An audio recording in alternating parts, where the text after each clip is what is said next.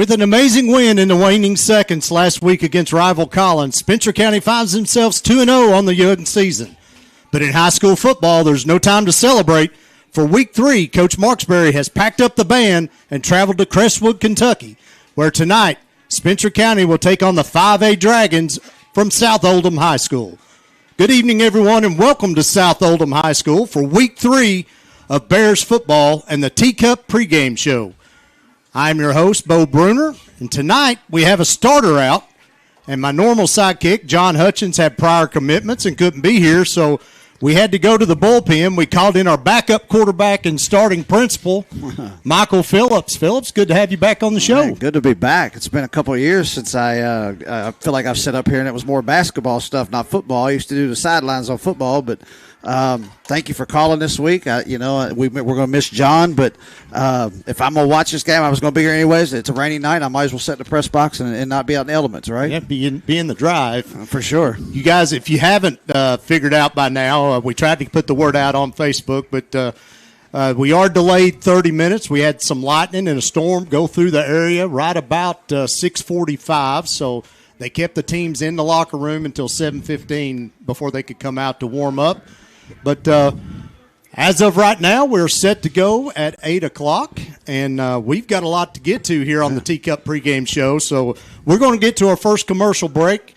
But on the other side, we'll recap last week's thrilling win over Collins, as we are now about 27 minutes away from kickoff. You're watching Bears football on GHP-SPORTS. The Cooperative Extension Office is here to serve all residents of Spencer County with educational and research-based programs. We offer programs for youth 5 to 18 years old through our 4-H program, where youth can make the best better. We offer free soil testing, and if you love to get your hands dirty, consider becoming a master gardener. We also offer programs for prevention, wellness, and individual family development, or you can check out our homemaker groups. We are located at 100 Oak Tree Way off Highway 44 in Taylorsville, Kentucky. Come in and see us or check us out on our website or Facebook. Country Mart in Taylorsville has the finest selection of freshly butchered meats, produce, and all of the other ingredients to make your mealtime a victory. If you're running short on time or just don't feel like cooking, Country Mart is the only place in Taylorsville to get delicious Champs chicken. Dine in or take it to go. Your family will love it. Make sure to use your Country Mart card to save on food and earn points at the pump. Country Mart, your local grocery, proudly serving Taylorsville and all of Spencer County for over 50 years.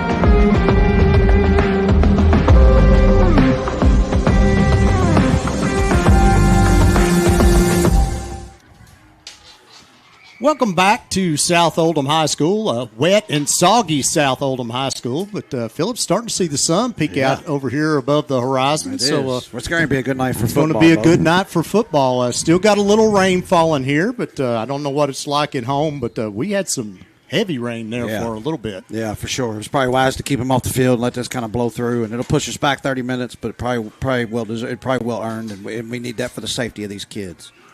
So welcome back to the Teacup pregame show. So, Phillips, first thing on the agenda tonight is we have to talk about last Friday night. It was a pretty good night, wasn't it? It was a pretty good night. So before we even get to the game, what a night it was. Despite the heat, we saw me and you talked about it a few minutes ago, probably our biggest crowd of the year. You're playing your biggest rival. It's future Bears night, which is always fun. It's just a real good night to where we can showcase our school. It is. It's pretty cool to be a part of a community that really takes a night like that and gets out. And I felt like if you were in Taylorsville that night, you were at the game, right? Like it just felt like that. I think after we got everything counted in this week, I do believe it was our largest gate in school history, and I also believe it was our largest concession stand in school history. So we paid a few bills, which is always great. And but yeah, just to go out and then to get an environment like that and the product on the field produce a game where it comes down to the very last second. Like, it's almost one of them made for TV. Like, it just doesn't normally happen like that. So to see that all kind of come together and all those future Bears out there and all those families there to support our kids and what we're trying to do, pretty cool stuff. So let's get to the game. Spencer County, first possession of the game, resulted in a fumble, gave Collins a short field to work with. Titans scored on a 4-play, 38-yard drive. Yep. Kay Gooden hitting Amari Davis in the end zone with a 20-yard touchdown pass. Gage Miller tacked on the extra point.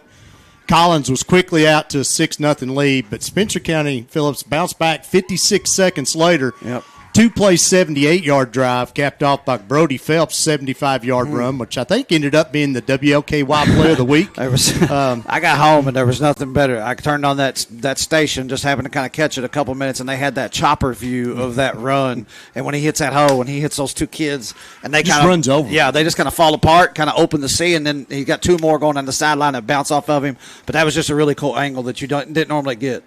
So I hope everybody got to see that from that chopper angle. We're gonna take a look at that right quick as a replay from a Country Mart Instant Replay from last week. But right here, he just runs over those two guys, and it was off to the races after that. Yeah, and he should have been run out of bounds twice here, honestly. But he takes both of them, and them guys just bounce off of him, and it was good to see too. It's almost like Marksbury had a game plan or against. Bullitt Central, I think he ended up with maybe 2 yards in the game, and it was like feed five the ball. I think a point of emphasis was to kind of get him going. They know that this year is going to hinge on him being pretty good on both sides of the ball. He does play a little defense for us as well. So I think the goal was, and Marksbury, I think he knows this year he's got 3 or 4 guys that, depending on the week, that can handle the ball a little bit and run it. And we might have a different yardage leader every week for 3 or 4 weeks. And he got the hot hand last week, and I think he was just going to he was going to wear him out and use him. After that, defense kind of happened. The next 5 possessions, either the teams punted or it was a turnover, and including a diving out-of-bounds interception by Paxton Truitt. That was just an amazing play, reaching out with, I think I made the comment, all of that 6'3" frame to take that ball in. He needed every inch of it. And I was standing on the sidelines at that moment and watched him drag his feet down. So it was just it was one of them plays that he needed every inch of that frame. After a Kay Gooden fumble, Spencer County took the ball on their own 17-yard line with 4:55 left in the first half. Went on a 4.5-minute, 9-play, 84-yard drive. That included Jarrett Stewart to Armin Smalley connection for 39 yards. That was on 3rd and 16, and that was one of 2 plays that Armin caught a pass on 3rd and long last Friday night to keep the drive alive. And then 2 plays later, Danny Armstrong went into the end zone from 14 yards out. Jackson Brown kicked the extra point, and the Bears took the 14-6 lead into the locker room. Yeah, I think, we're probably going to mention Armin Smalley a few times in this pregame, but I tell you what, that kid's been a find for Coach. I know he's had him for a couple of years and really been trying to develop him, and both sides of the ball. I know we're going to get to that in a little bit too, but man, he had a great first week. He had a great preseason. Going back, matter of fact, Coach was talking about him when they came back from camp. When they went to camp down at Campbellsville, he came back. He's like, man, we might be on to something here. So I think he's one. They're going to continue to. They're going to throw it to him and let him make plays. 3 of the next 4 possessions in the third quarter resulted in touchdowns. 2 by Collins, 1 by Spencer County. The first one for Collins was a Kate Gooden run into the end zone, and Coach Lucas kept his offense on the field, and they got the 2-point conversion there, and that tied the game up at 14. The Bears' next possession, Jarrett Stewart hit Smalley in the corner of the end zone for a 20-yard touchdown pass. That one was also on 3rd and long. Brown connected on the PAT. Bears were up 21-14 with 2:21 left in the third, and then Gooden almost immediately connected with Miles Terry on the next possession for the Titans to tie the game up at 21, and the game remained that way, Phillips, till late in the fourth quarter when we have our 2 GHP-SPORTS plays of the game. And the first one was the interception by Armin Smalley. Collins was already in field goal range. Yep. And Smalley intercepted a Gooden pass deep inside Bears territory. Show that if you got it. And that slowed down that Collins drive, returned it to the 45-yard line.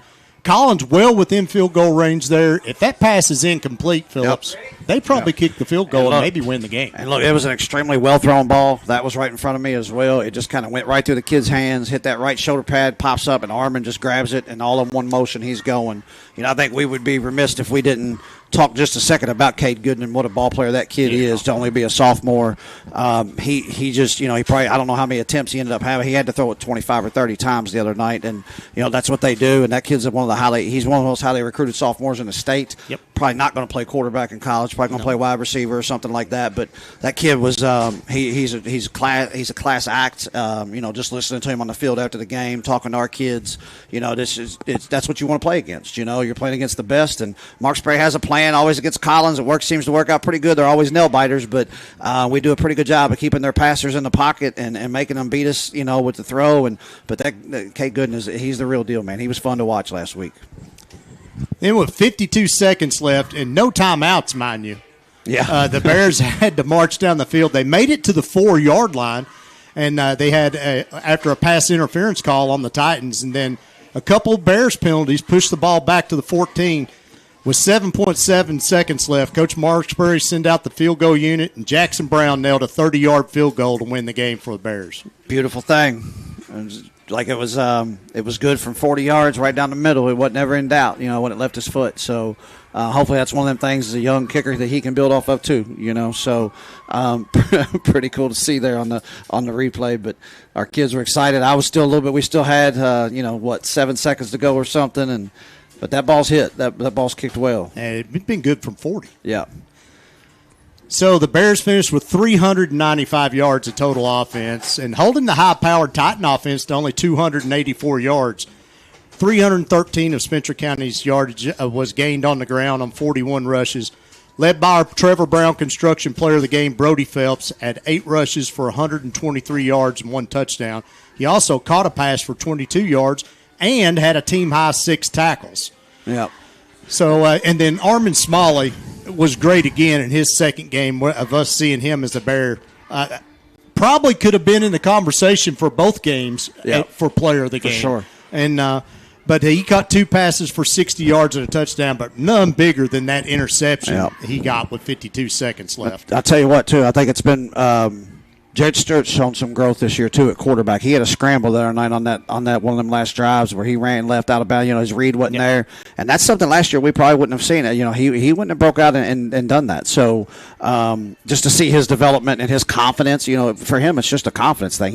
He looks the part. He can play the position. He just had to get a little confidence. So it's kind of seeing him walk our hallways every day. His shoulders are a little higher, his chest is a little more stuck out, which is a good thing, not in a bad way, but just in a confidence way. And which that's only going to lead us to better things. If we can throw the ball any at all, the way Mark Spray loves to run it, with his weapons that he feels like he has in the backfield, and he can get the ball too. If we can get some production out of Jared and keep throwing the ball to Armin and completing some passes, that just opens up that run game and make their life a little bit easier. We're going to take a break on the Teacup pregame show, but when we come back, we'll give you our Taylorsville Community Church players to watch and introduce you to the South Oldham Dragons. All that and more as we are now about 16 minutes away from kickoff on GHP Sports. For over a century, the People's Bank has been assisting our community with their financial needs. The key to that success has been the close connections we have made with the people in the community that we serve. Come in today at our main office located in the historic downtown Taylorsville at 23 West Main Street, or at our branch located at 5511 Taylorsville Road in Fisherville, and see how we can serve you. The People's Bank is proud to support the efforts of our local athletic program. Go Bears! Did you know the Heirloom Traditions Company store is now open? You can get everything you need to update your home both inside and out using the incredible all-in-one paint and all-in-one stain. There's lots to enjoy here, and check us out at 33 Progressive Drive, Taylorsville. Welcome back to South Oldham High School and the Teacup pregame show. And Phillips, let's talk about our Taylorsville Community Church players to watch tonight. Just so you know, we picked 2 players, one from each team that we believe will probably have an impact on the game, and we'll revisit this at halftime and at the end of the game. I appreciate you bringing me in the loop here. So First for South Oldham, if you're a current resident of Spencer County and you've been contemplating wide receiver, running back, athlete, Julian Miles. And you may say, Bo, where have I heard that name, Julian Miles? I was going to say the same thing. Well, I know that name. He averaged 20 points a game last year for Coach Simpson's basketball team. Actually scored 23 in the game at Spencer County. Must be able to shoot it. Last year. You got to be able to shoot it. We shut him down in the region, though. If you're going to play it South, you better be able to shoot it.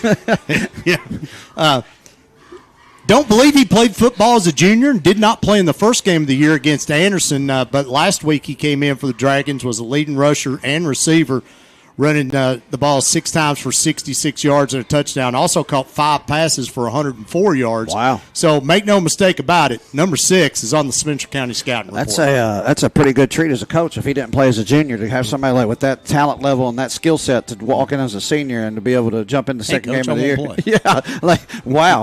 Come on. And for the Bears, we're going to go with Armin Smalley. And Smalley was in the conversation for player of the game in each of the first 2 games. He has 4 catches for 137 yards and 2 touchdowns through 2 games. The big interception last week, actually he was the one that drew the pass interference call that got him down inside the 5-yard line also. And Phillips, we just don't talk about this kid enough. What he's meant to the Bears this season. If the Dragon defense can somehow slow down the Spencer County running game like they did last year, look for Stewart and Smalley to get that connection going and keep the Bears' drives alive.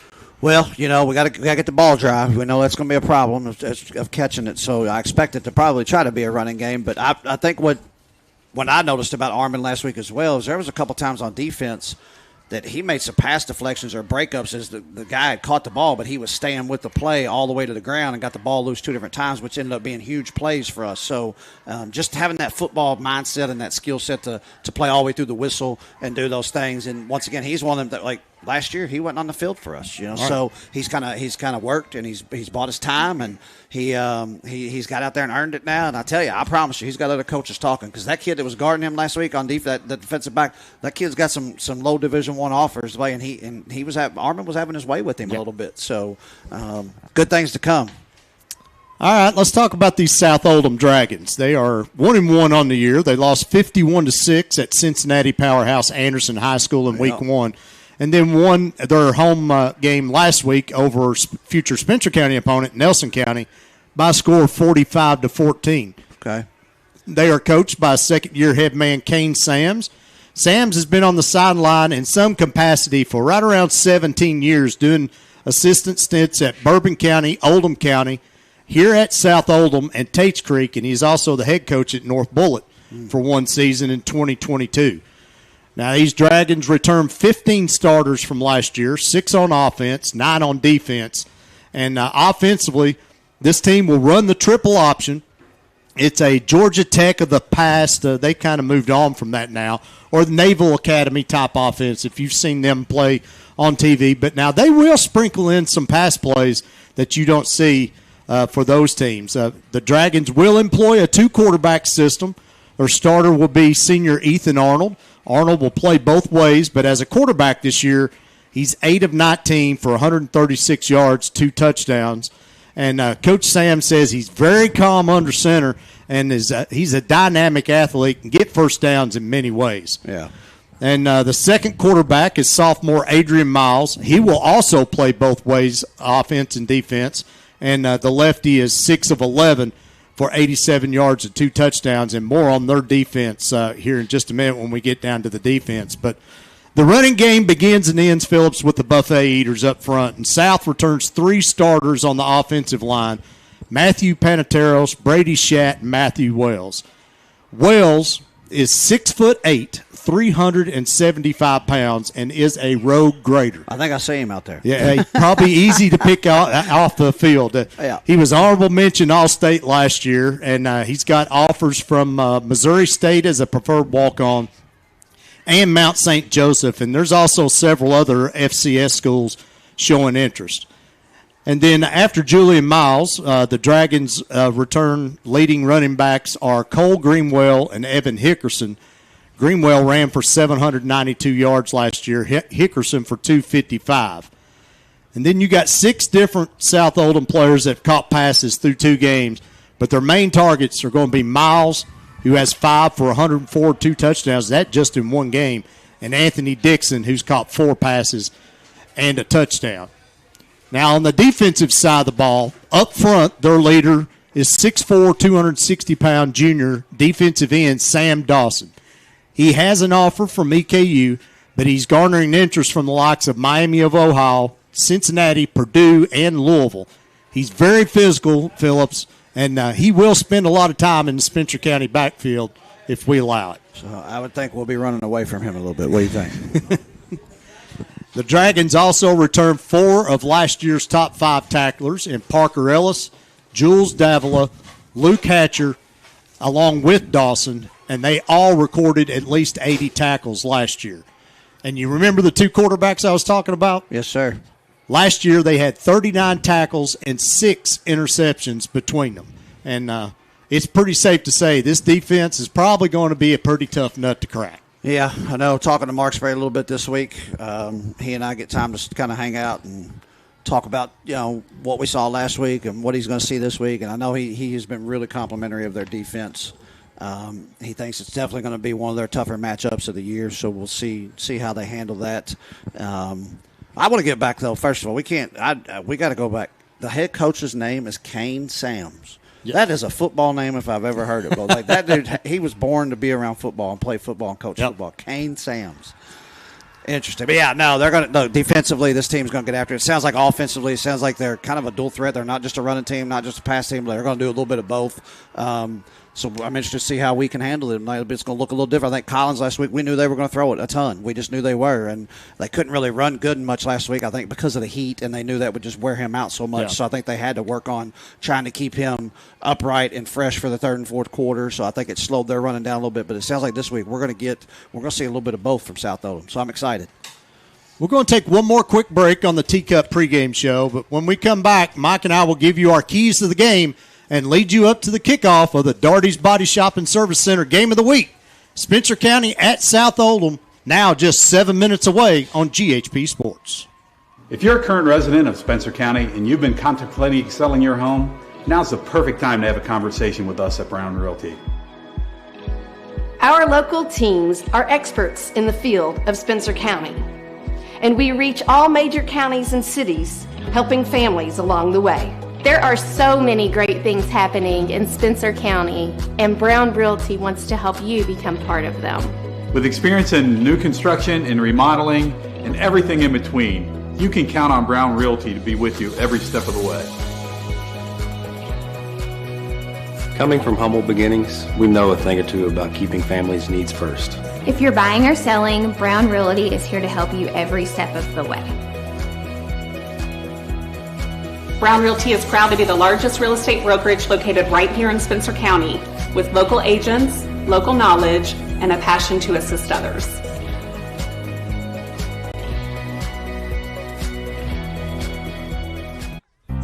At Acadia Counseling, we offer a professional, down-to-earth approach for adults, families, couples, and adolescents who are looking for lasting results in a non-judgmental environment. Located in St. Matthews and offering telehealth straight to your phone or Wi-Fi enabled smart device, Acadia Counseling offers evening and weekend appointments. Give us a call or schedule from our website and create a brighter future for yourself or a loved one.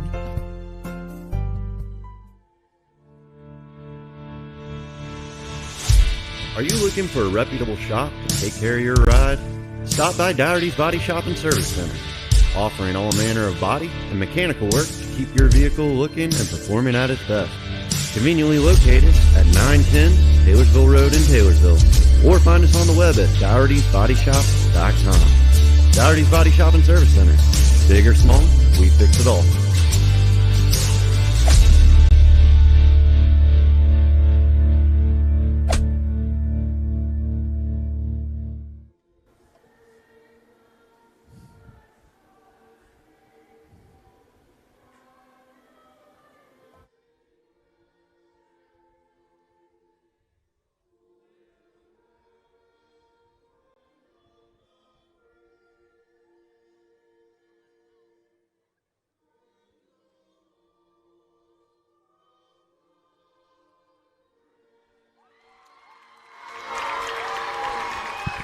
Welcome back to South Oldham High School and our Doherty's Body Shop and Service Center game of the week. This week the Bears have traveled to Crestwood, Kentucky to take on the South Oldham Dragons. But, Mike, before we kick off, we still got about 4 minutes here.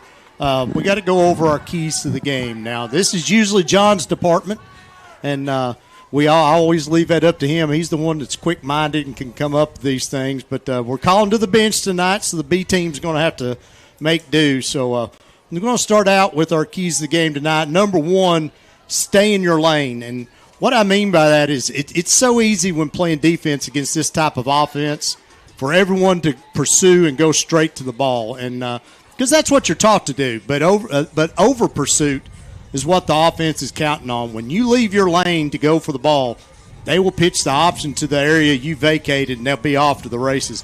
If the Bears defense can be disciplined and stay in their lane, they can and will shut down this triple option offense. Key is discipline. You hit it there at the end. You gotta, even if you get beat on a play or anything like that, you gotta forget it. You gotta go on the next play and stay focused and understand your job. Second one is I can't drive 55. John likes to throw music titles in here, so I thought I'd try to throw one in too. Go with a little Sammy Hagar, but the offense and defensive lines for South, you mentioned to it just a minute ago, Phillips, that they some big dudes out there. Yeah, they're not missing any meals. And so the Bears definitely are going to have a speed advantage when it comes to that, and they're going to have to utilize that speed, with our running game, getting to the edge, getting around that edge, get around those guys. Our defensive line should be quicker than those guys on their offensive line to maybe get in the backfield. And I think that's an advantage that could prove to be crucial to the outcome of the game. Yep, agreed. And then value your possessions. And by value your possessions, I mean both these teams, their whole offense is built around running the football. When you run the football, the clock continues to run. If you get down 2 touchdowns, it may be over. Yep. I mean, the possessions are going to be very limited in this game, and you've got to value every time you had the ball. I've made myself go back and watch this game from last year, and Spencer County, 6 different possessions. I'm leading to this because I don't think our defense played bad last year, even though the result and the score was as bad as it was. Yeah. 6 different possessions. Twice we went for it inside our own 30, didn't get it on 4th down, turned the ball over. We had 1 punt that was blocked. We threw 1 interception, and we fumbled 1 time. And I forgot now what the other one was. But it was it was we shot ourselves in the foot. We didn't value each time we had the football. And that's something that the Bears are going to have to do tonight. So I got a chance to talk to Coach today, and I was asking, hey, what am I looking for? This is a conversation we have every week. And normally I'll hear something like we have to win the turnover battle, but that's not what I heard. What I heard is we can't just win it. We have to have 0 turnovers to stay in this game. So we can't give it up twice and get it back there. That's not the case. We have to take care of the ball, not have any drops. Value every possession. If we could steal 1 from them, we need to flip the field a little bit with the special teams or something like that and get a play there maybe. And I think we'll be in this thing at the end. I think we got a legit shot if we do those things. So, momentum's a funny thing in sports. We got a lot of momentum right now, 2-0. We're hot. There's no other place I'd rather be than sitting right here tonight. Well, glad you're here with us and glad you could step in. Help us out. Phillips always, anytime we ask, he's willing to do anything to help out. So we appreciate you and everything you do. It's been a while since I've been up here. Y'all got screens up here now, and it's really awesome to see all the local, the local businesses that you see that are willing to put their dollars into getting this product out. We're in such a small community, and it's really cool to see. David Teacup, I might have to talk to him. He's got the pregame show. I didn't know he'd come off money like that, to be honest with you. So I'll make sure this week when I see him and make sure and thank him for sure. But yeah, see Brown Realty and to see all the people that are a part of this stuff, Daughtry's, and it's just really cool because we're just such a small community and that stuff matters. It really does. So I wasn't paying attention to the flip. I was. Yeah, South Oldham won and deferred. They're going to kick, so we will start the game with the ball. South Oldham wanted it to start the second half. All right. So I like our all-whites, Bo. I like the all-white uniforms. We're on turf tonight, so the field conditions shouldn't be a a major thing. You know, if you were on grass, if we were at home and got that kind of rain that we got, field conditions, we'd probably talk about that a little bit, but hopefully they should. Now that this rain's gone and the skies kind of broke loose, we got a good night for football here. We are ready to go. South Oldham High School. First time I've been here for a football game. Crowd's a little different than last week, isn't it? I feel like we had a little more. I think we've got more blue over here than they've got green on their side. Yeah, looks like it's hunting season over there. We get that a lot. You know, everybody's got their camo on. All right, Aiden Norther on to kick off for South. We had Jake Green and Brady Smith back deep. Smith gets it at the 10-yard line. Eases his way up, gets to about the 26 and gets pushed back, and that's where the Bears will take over 1st and 10 on their first possession of the game. Here we go. Let's run a little clock, move the chains, try to stay ahead of these chains, and piece together some long drives.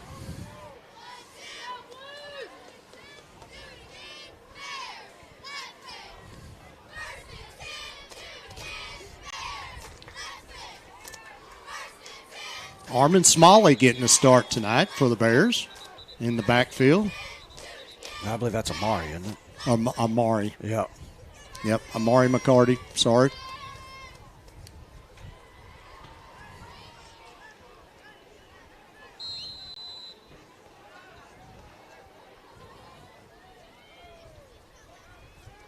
Stewart hands the ball off. He may have got back to the line of scrimmage or maybe even lost a yard on that. Lost a half, maybe. Brody Phelps on the carry.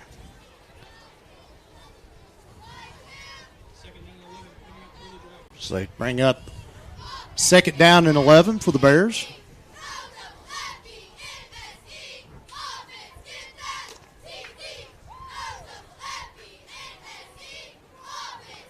I would expect slow tempo, trying to keep the offense on the field. I think that's probably a little bit of strategy. Braxton Phillips out wide for the Bears. Smith goes in motion. Handoff goes to McCarty up the middle. He gets forward to the 29-yard line. Pick up a 4. Bring up 3rd and about 7.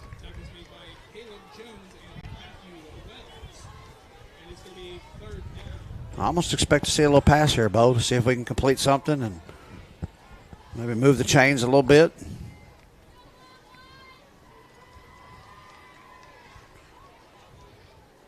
Maybe see if we can catch South Oldham sleeping here. A lot of size up front on that D line. Yeah, they are big. Stewart under center. Handoff. Comes around to this side. Brady Smith gets around the corner, gets enough for the 1st down. A flag on the play, Bo, back here in the I don't know where that's coming from. I hope that's holding, not from that far away. It is. Calling on us.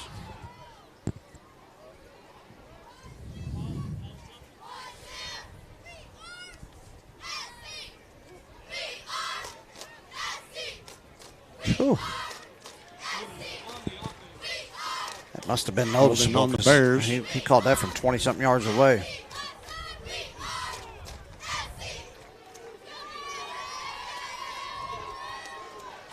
I don't know. I didn't see it. There's nobody in that screen holding. Not from that guy calling it at midfield.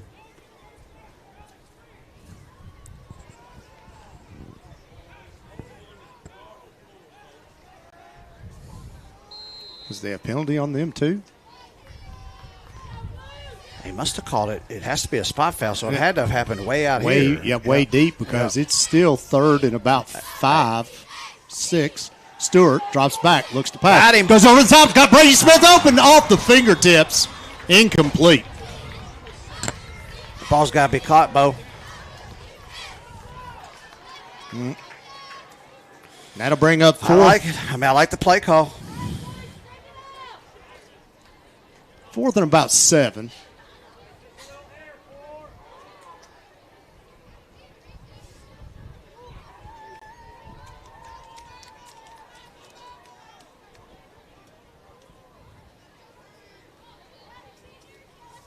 Dwyer on the punt. There you go. Nice Good punt. spiral punt. Yeah, should get a good roll. Yep. Maybe Picked up about the 37-yard line by too good of a Miles. roll, Miles yep. running down the sideline. He's got a lot of room. He gets by everybody into the end zone. Touchdown, Dragons. Yeah, too good of a hop. Caught it in stride.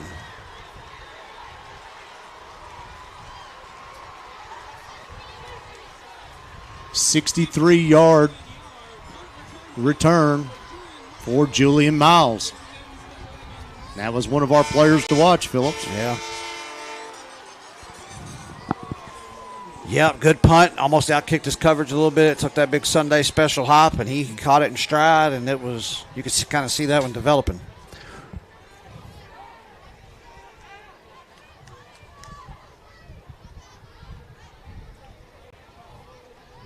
Aiden Arthur on for the PAT. The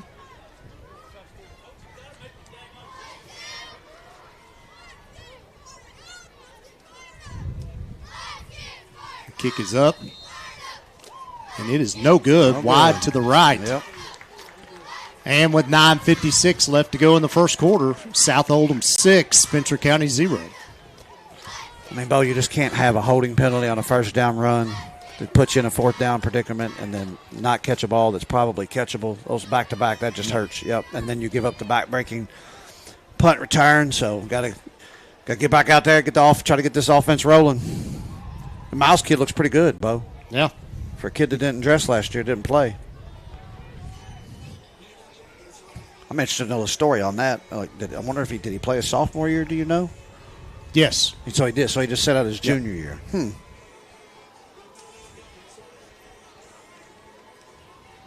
It's like South Oldham's band finally. They're making it into the stadium. They were a little delayed. I guess the rain. Maybe they wanted to make sure all the rain got out of here. They didn't want they didn't want their instruments getting wet. I understand. Those things aren't cheap.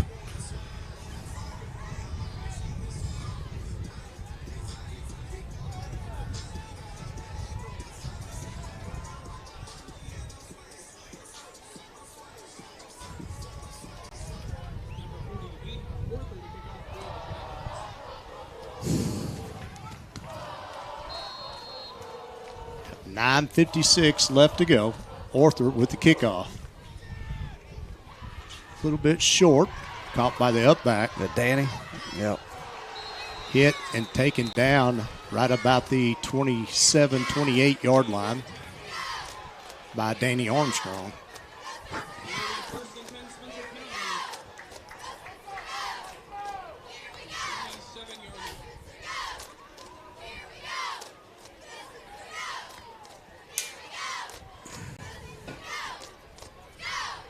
Danny had some good runs last week at critical moments. Maybe we can try to see if we can get number 2 going a little bit here. 1st and 10 Bears. Ball at their own 27-yard line. Stewart under center. Phelps goes in motion. Handoff goes to Armstrong. Flag on the play. Another hold. Gets forward for about a yard.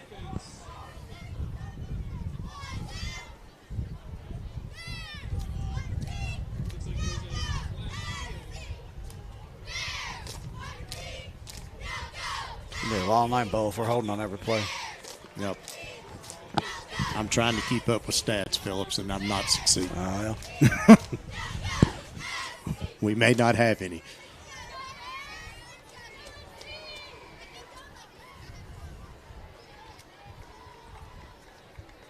That pushes the ball back 10 yards. Yeah, bring up 1st down and 20.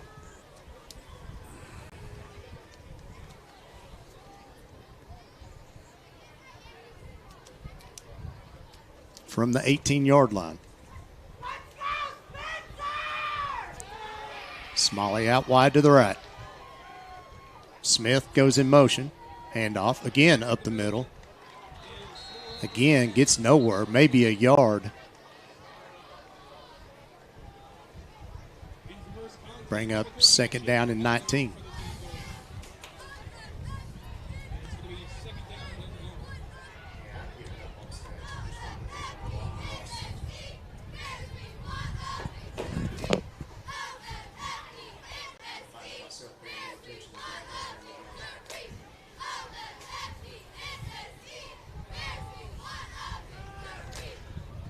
I feel like running it's going to be a tall task here, but we're not seeing any holes created.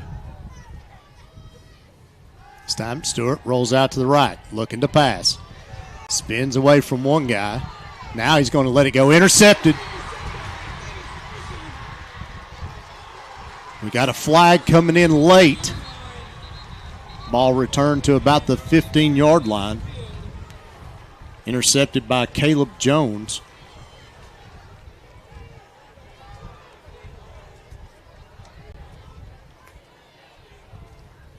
Be a dead ball foul maybe, or did that happen in the return maybe? Flag come in late, so I would say yes. Maybe a blindside block or something. I don't know. I feel like they're going to. No, he's picking the flag up. I thought he was going to their sideline to see if they. Yeah, personal foul, blindside block. I bet in that return.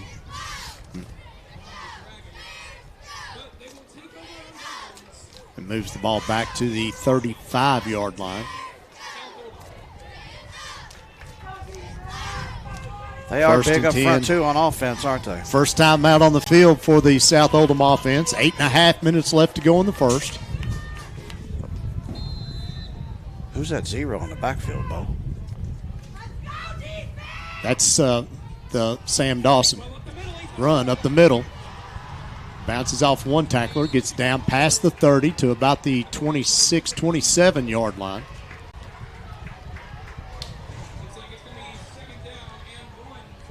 Pickup of 9, second down and 1.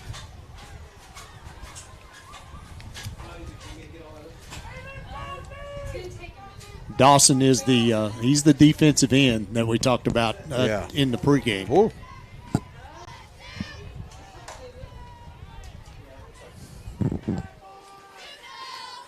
Miles out wide to the right. Arnold takes the snap. Handoff goes to Greenwell. He's going to get forward down to about the 15-yard line. First down, Dragons. Good job keeping him from getting around that end.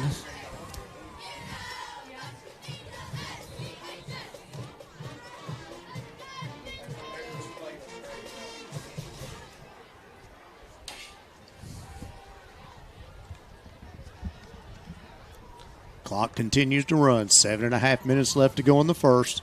Dragons threatening to strike again. Arnold from the shotgun. Takes the snap. Going to keep it himself. Runs up the middle. Breaks one tackle. Gets up to about the 5-yard line. Be another first down for the Dragons.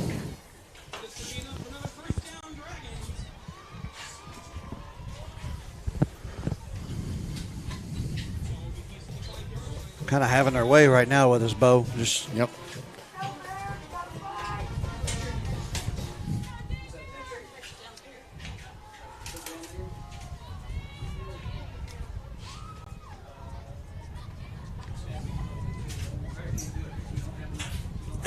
This time Arnold under center. Pitch goes to Miles. Miles breaks across into the end zone. Flag. Touchdown Dragons, but we do have a flag on the play.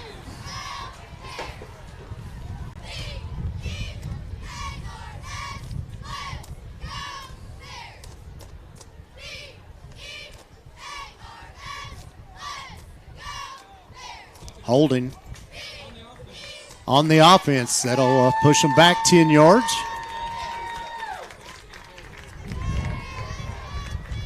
Actually push them back to the 13-yard line.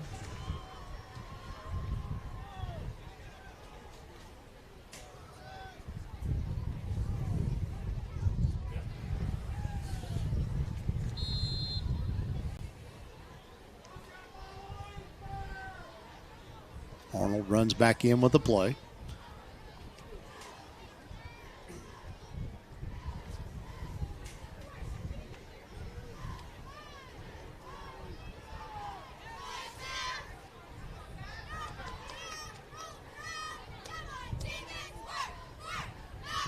Miles goes in motion, takes the handoff, slips, trying to cut back. He's going to get forward to about the 10-yard line. We talked about field conditions maybe not being an issue, but he did. And he slipped there trying to plant and cut back towards the middle.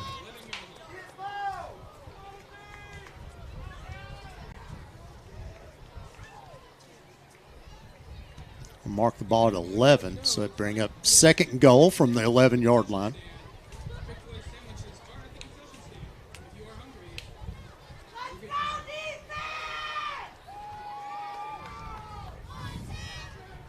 Arnold from the gun. Screen pass out to Hickerson. Gets across the 10, hit, and drove out of bounds about the 8-yard line. Tackle made by Ian Blanford. And bring up 3rd and goal. It's a pretty good catch. That ball was thrown behind him. Caught that one-handed and pulled it back in. That was Greenwell, excuse me, caught that pass.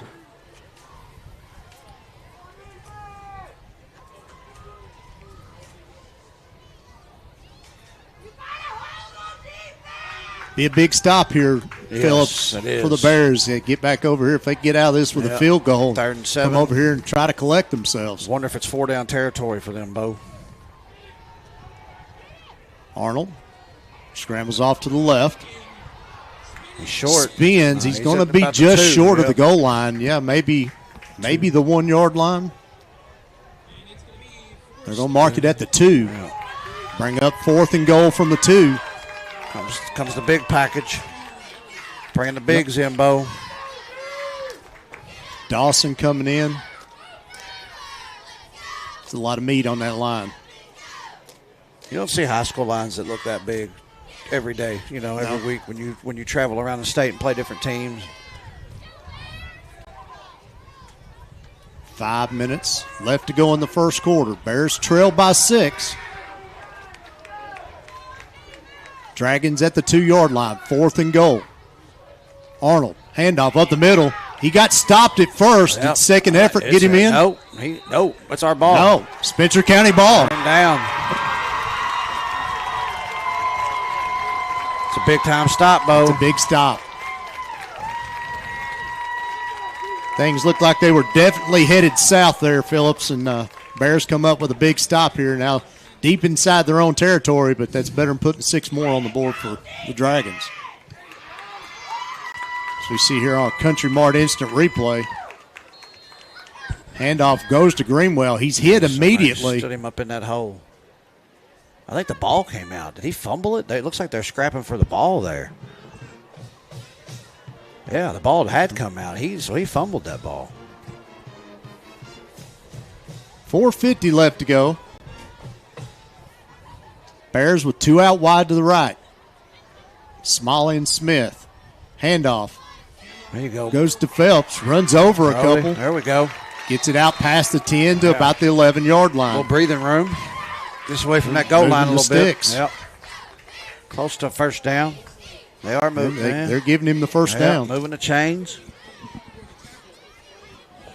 Look, it's a 6-0 ball game. It feels like it should be a lot worse than that, Bo, already. With the punt return and the big offensive plays, but a huge stand there on that 4th down. And see if we can put something together here.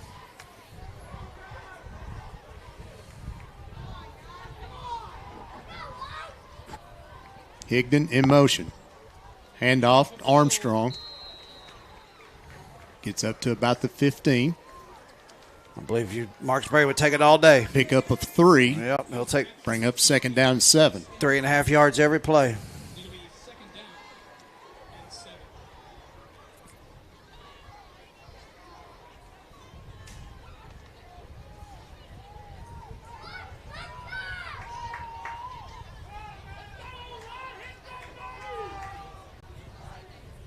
Ooh, I thought we got him to Good jump hard there. count there by Stewart. Had everybody on the in green jumping, just didn't jump across.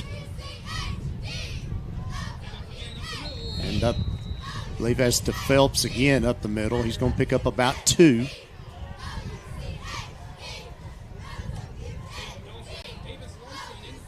There's Armstrong again. Bring up 3rd and about 4.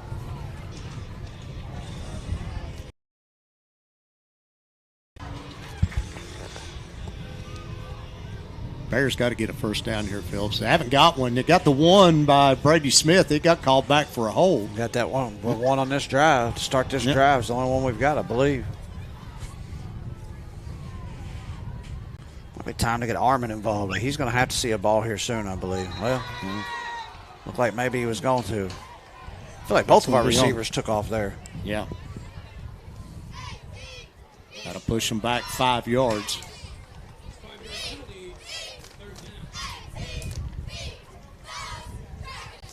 Third and 4 to 3rd and 9.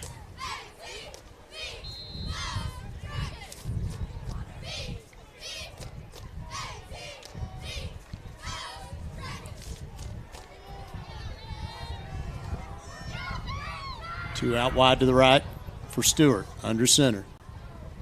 Here we go. Back, drops back, looks to pass. It's going long. It's got Smalley across the middle. It's complete.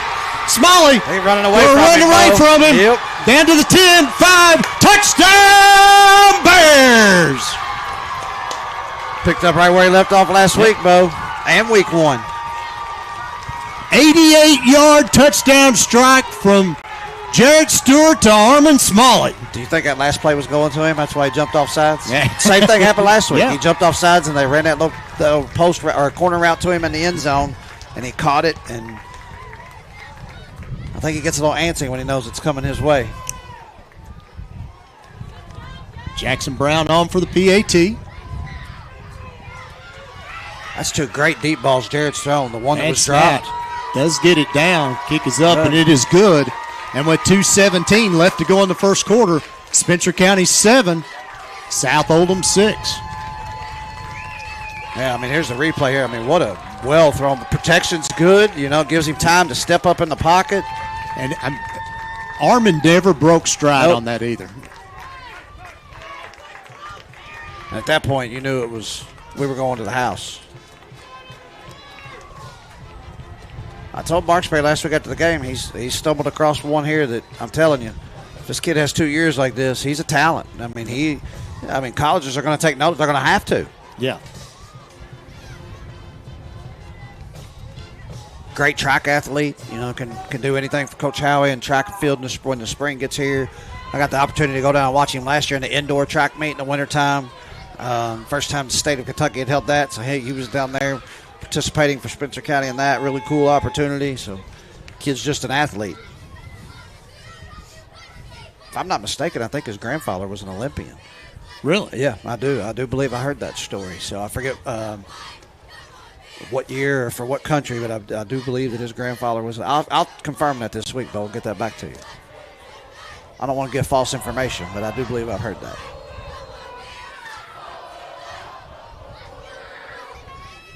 Dwyer on for the kickoff.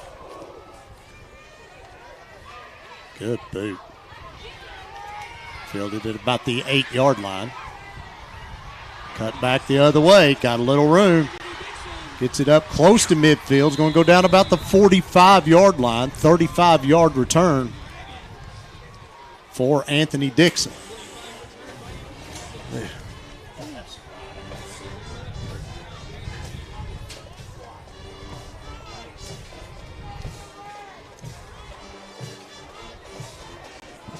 I had to turn the light on in here, Phillips. I can't see nothing.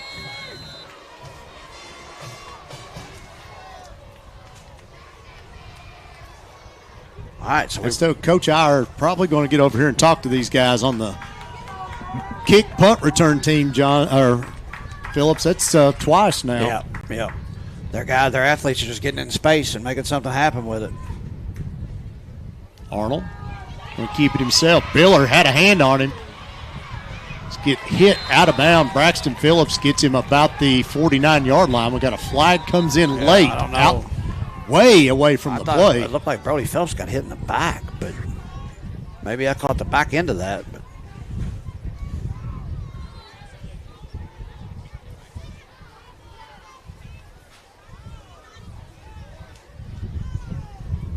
officials conferring there at midfield.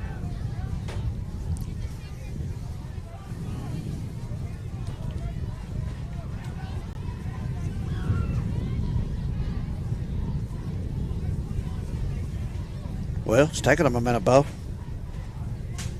Personal foul on the offense. I know it looked like he got hit pretty hard when I looked up. See here on the Country Mart Instant Replay. It's going to be right up there in the middle of your screen. Yeah, right there. Yeah, right there. The big guy just runs over him. That's on Wells.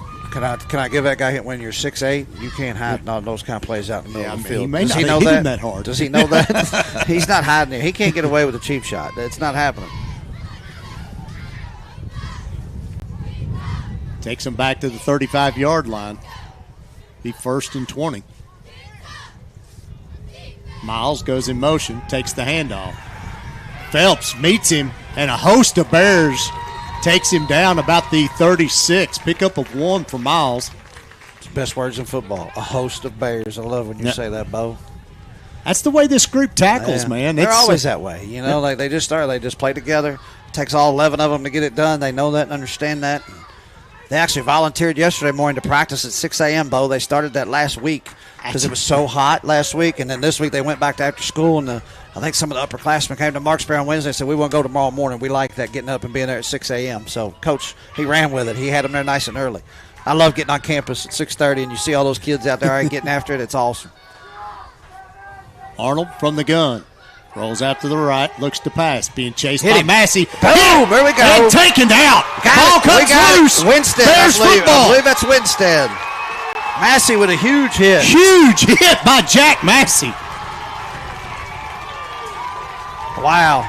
Just no pocket awareness there. I mean, I know he's out of the pocket, but you got to have like an internal clock there that's going. And see here the Country Mart Instant Replay, you see his head bend back. I mean, you could see it coming, but you just felt like he knew he had to get rid of it, but he never did.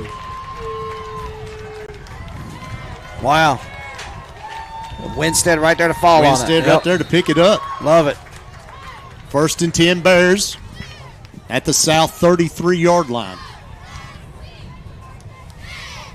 Also, too, Bo, you look down there, we see Tanner Schuler on the sideline tonight on it's crutches. so good to see. Yeah, I got a pretty cool message Monday morning. Marksbury sent me a picture from practice, and he was there Monday morning with his cast, and lost him last week probably for the season. But Green tries to get up the middle. He's going to get forward for maybe a yard.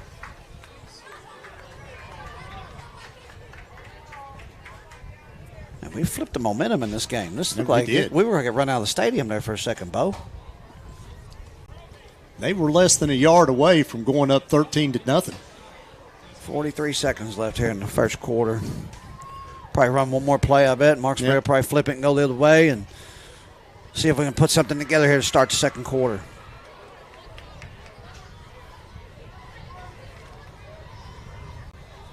You don't see hits like that a lot in high school. No. Like just time it up like that. He laid the wood on that one.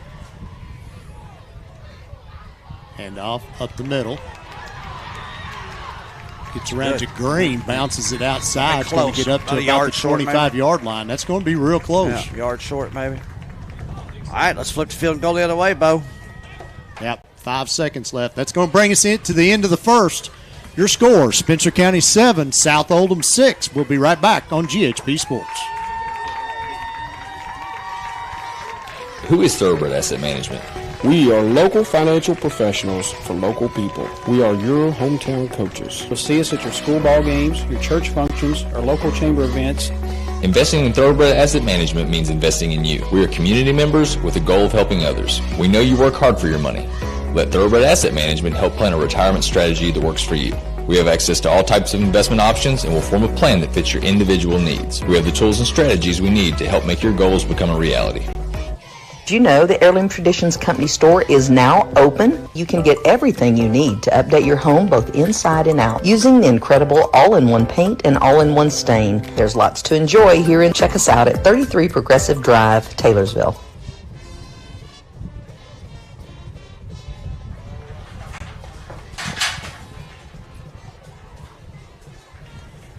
Back here at South Oldham High Schools, we get ready to start the second quarter.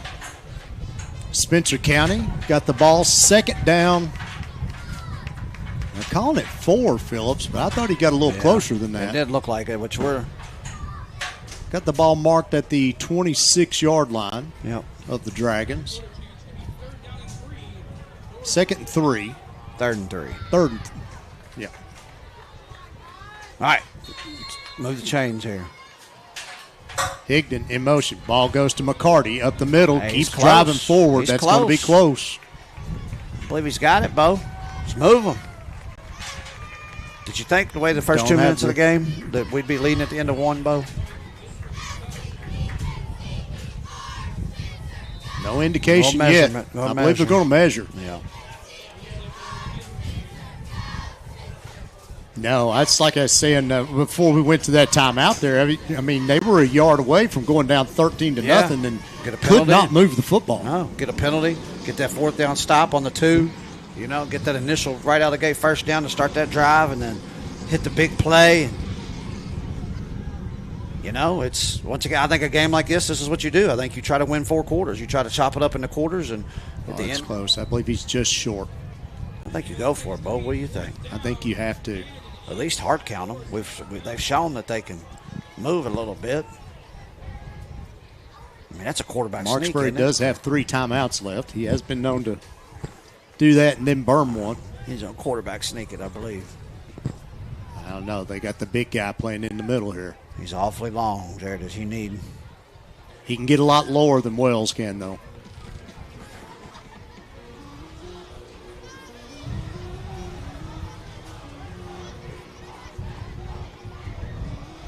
When you going to get us one of those scoreboards like that? That is nice, isn't it? That's good looking. 4th down and maybe 6 inches. Stewart under center. McCarty lined up behind him. Higdon goes in motion. Oh, yeah. I believe he got it. Oh, yeah, he got it. Ryan Tobey's signaling to move them forward, and they are. They're moving the sticks. Bo, that's an awful lot of scoreboard for just all they're doing with it up there, just showing that football up there. Like, it doesn't show replays or anything. But.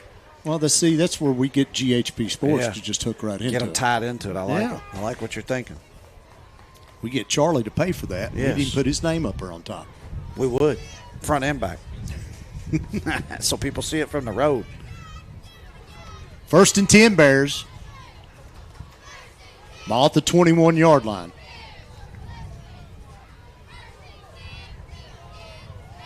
Jared's getting real good at that hard count. Go, hand off to Phelps. He's going to get across the 20 down to about the 17-yard line. Pick up about 3.5, maybe 4.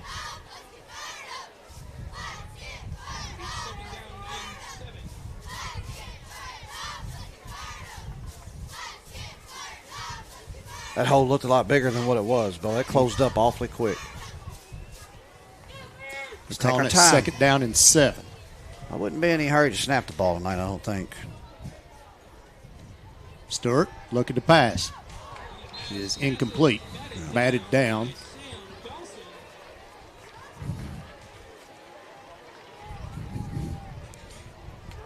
Jarrett's a tall kid, Phillips, but there's some tall boys over there on that other side wearing green. Yep. Yeah, not only are they strong and big, they're just big all the way around. They're tall, they're wide. Get those paws up there and knock that down. 3rd down and 6.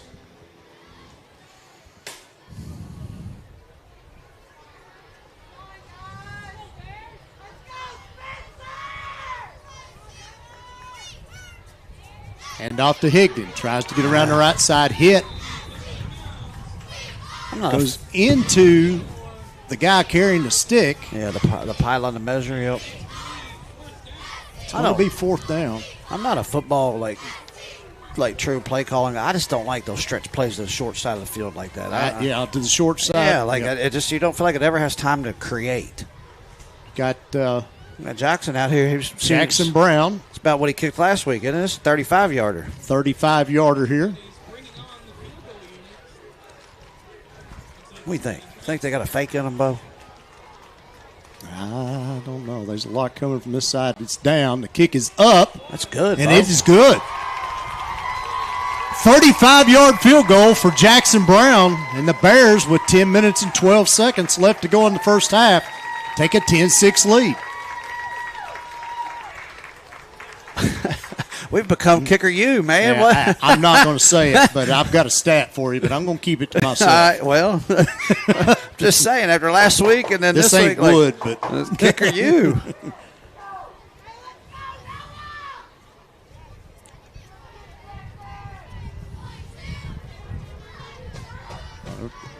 Outstretched arms, yeah. That's about it, though. That looked to be about it. He had a couple yards to spare on the back end of that, but that don't matter. Still counts as 3. 10-6 lead for the Bears. 10 minutes, 12 seconds left to go in the first half. Once that storm went through here, it's really turned nice. Yeah. Cooled off. Like it's a little bit of breeze out there. Got that cold front moving through. This weekend's going to be great golf weather. They got us in here in the air condition. Might have to open these windows up. Going to be great golf weather.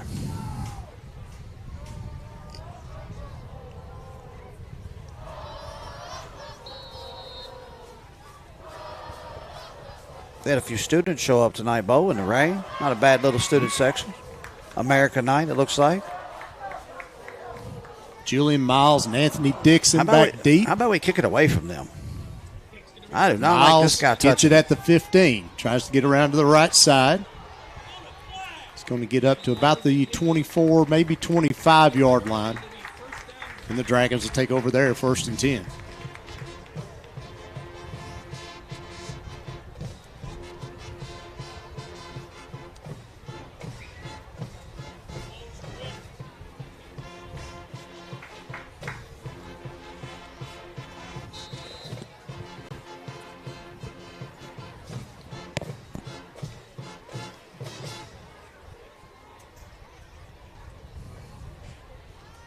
Hickerson goes in motion.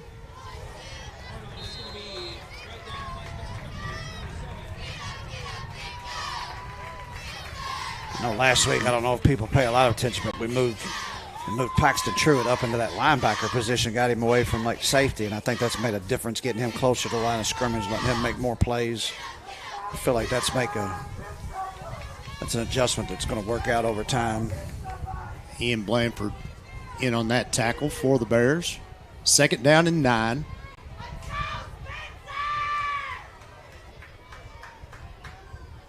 Look at this formation, Phillips.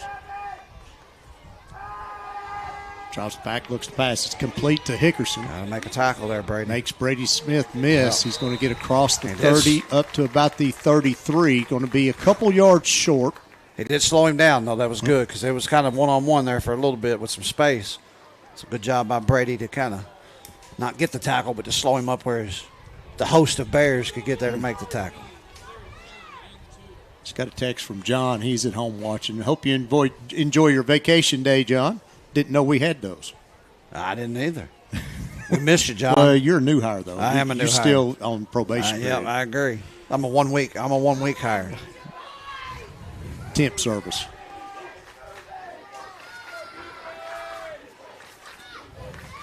Arnold from the shotgun. 2 out wide either way. He's going to keep it himself. Bends it around the left side. Gets knocked out of bounds.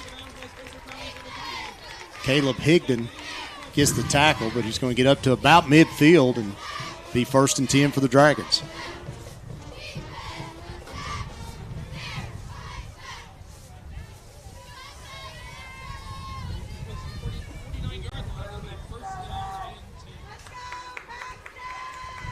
.8:27 left to go in the first half.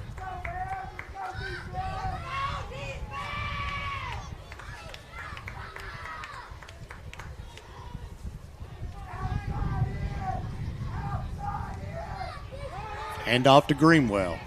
It's the hole up the middle, still driving his feet. Going to get up to about the 46-yard line of Spencer County.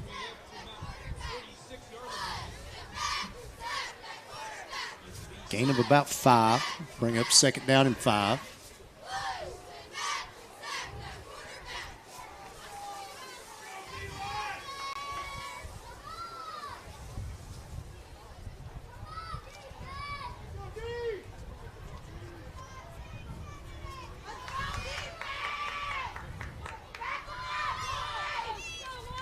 Two to the right, one to the left.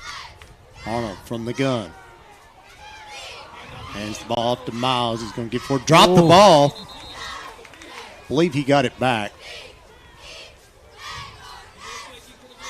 Yeah, I don't know if they called that a fumble. It was close. I couldn't tell. They're running away from us. That's a long way over there to see, but we might be able to see on the replay here if he loses that ball prior to. I thought maybe he was down. Yeah, I feel like that back left knee went down. 1st and 10 Dragons from the Bears' 35-yard line. 7:20 left to go in the first half. Arnold from the gun. Rolls out to the right, looking to pass. Now he's pinned himself in the corner, comes back across the middle. Incomplete. Tried to get it to Julian Miles, covered by Caleb Higdon. Bring up 2nd and 10 for South.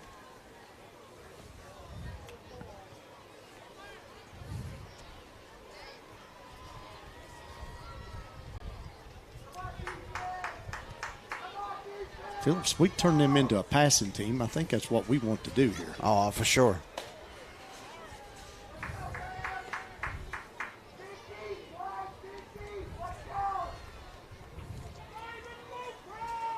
Second down, 10.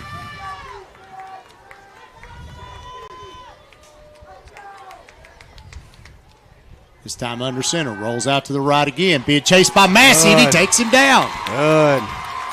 2 sacks on the night for Jack Massey. Yep. Along with that forced fumble on the first one. That's a pretty good stat line there. Played that well. Tried to pump fake him a little bit and to break his stride. And loss of 5 on the play. Bring up 3rd and 15. Your key to the games, right? Stay in your lane. Like, understand your role, and he didn't over pursue. Stayed outside. And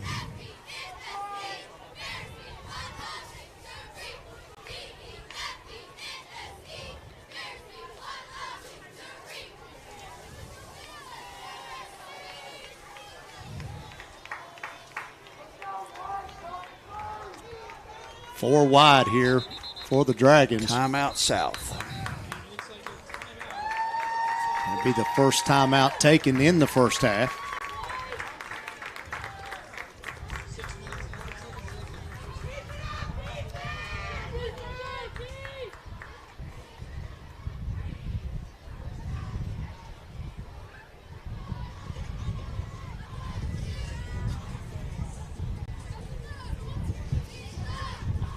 Got to get with my connection here on some stats.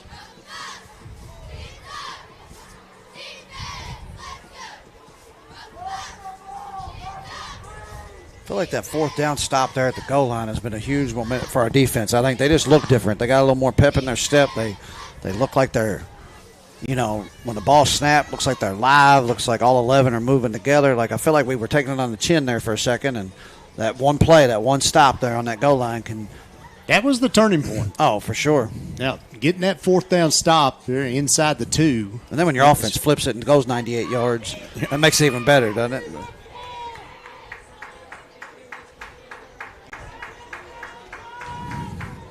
Same formation here for South. 3 out wide to the left. That's the wide side of the field. 1 to the right.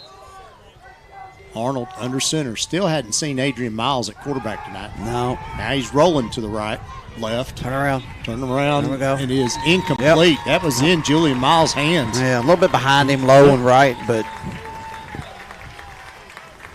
here we go. We got that 4th and 15. Yeah. What are they doing? What are they going to do, Bo? They're going to kick it? They're going to have to kick it. What's your thoughts on the green and the gray, man, on their uniforms? What's your thoughts there, Bo? I like it. You think that's a good look? Yeah. I'm not a green guy, but no. I'm a Masters green guy. I do like Masters guy. Augusta green is awfully nice. Augusta green? Yeah, Augusta green is nice.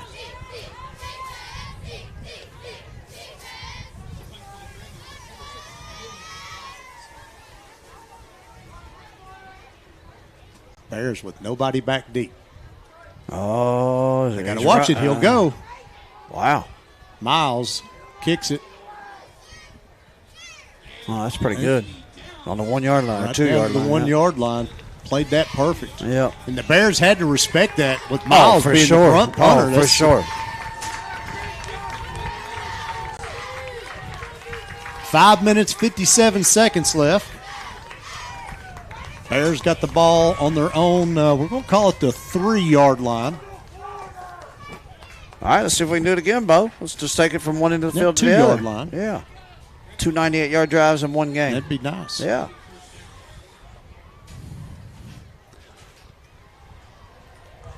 This is where you would either way, whether you score or not, you burn this whole clock. This would be the nice one where you get a little 10-player. You know, if you don't get anything out of it, that's probably a little bit of a win to not give them another chance of scoring because they're getting the ball coming to the second half. Yep. So, you know, it's kind of that win the first 4 or last 4 of the first half and the first 4 of the second. It's Bill Belichick 101. Handoff.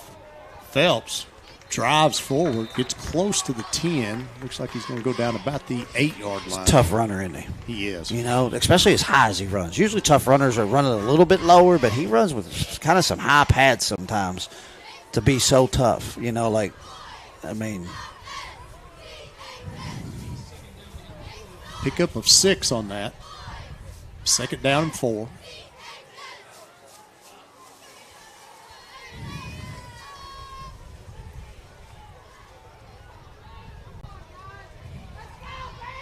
Smith and Smalley out wide to the right. Phelps goes in motion. Handoff to McCarty up the middle. Gets up to about the 10-yard line. Big 3rd down here. Pick up 2, be 3rd and 2. The clock does go under 5 minutes.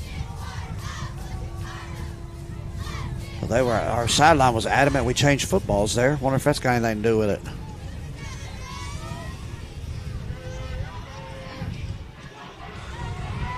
You play with your own footballs.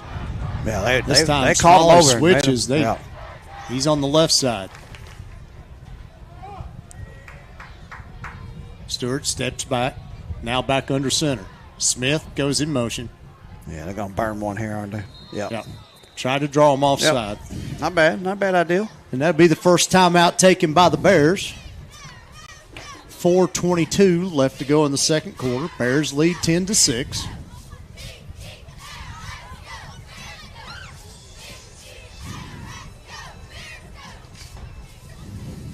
Very good crowd. Very good student turnout tonight. Yep. I'd like to mention our cheerleaders, our cheer squad. I think we've got 24 or 25 of them out there representing us really well. They last week did a great job with all those future Bear cheerleaders. They were there as well. You know, our band was awesome last week. It's a cool thing about high school sports, and it takes everybody. If the community could see what it takes from Coach Marksberry so he's out there winning a game Friday night. But what they didn't see is at 8 a.m. Friday morning, he's out there loading the concession stand with Waters, and him and Coach Burns and Coach Deal. They put in 6 or 8 hours out there, and it was 100 degrees Friday. So I walked out there about 2 o'clock, and they looked like death warmed over. They had a pretty rough day. So I told them, y'all need to get in. Y'all got to get in there. We got a football game in play still. You know, they look like they were done for the day. But it takes a village to make these things go, and it's pretty cool for everybody to get the exposure. We love it. 3rd and 3.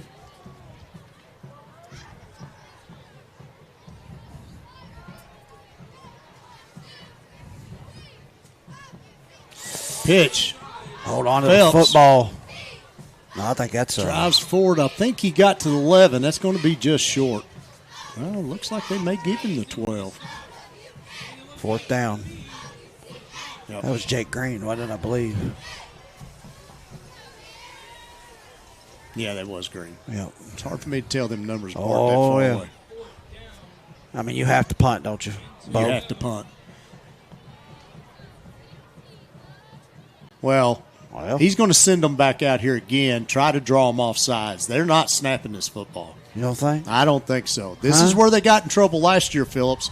Twice on their side of the field going for it on 4th down. Third time's charm, giving right? them short field. 3rd time's charm, Bo. I don't think so. I think he runs this down, calls a timeout. Yeah, I agree with you. 2 out wide, the short side of the field for the Bears. Stewart under center. And that's what they do. Marksbury calls another timeout. 3 minutes, 22 seconds left. Try to burn as much of that clock as you can. knowing that for the most part, South's going to run the football too. So they're going to be burning clock, but they also have 2 timeouts left. Sure could use a good punt here. Yeah. We saw some good ones in pregame, We saw some good ones, yeah. He was booting it 40, 50 yards. But we do have the wind. We should be going downwind, I believe, when I was in the parking lot. I tried to pay attention to that earlier, but with that storm moving through, I guess that could have changed since we've been up here. But what we can't have is no one of them high Sunday hops that you get on the baseball field where it catches him in the high up, hits him in stride, and takes another one to the house. That's what we can't have because that's the only score they got. They haven't scored offensively yet. Caleb Jones back deep for the Dragons. Dwyer on the punt. Good snap. They might have got a fingertip on that one, John. Yeah, it's going to take a Spencer County roll, but it's not going to get much. It's going to get up to about the 35, maybe 36-yard line. I believe somebody got a finger on that one. Yeah.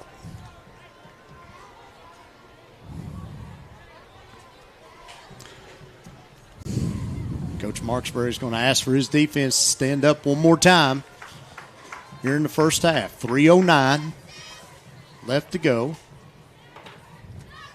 Apologize about not having a clock tonight. We are on the opposite side of the field as the scorekeepers, so couldn't get our score bot connected tonight. So Mike and I will try to remind you as often as we can.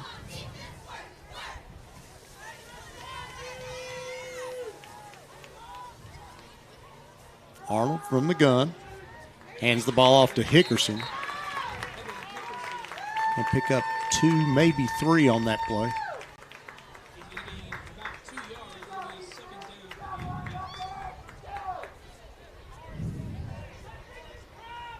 Pickup of 2, be second down and 8 at the Bears' 34-yard line. 2:45 and counting, Bo.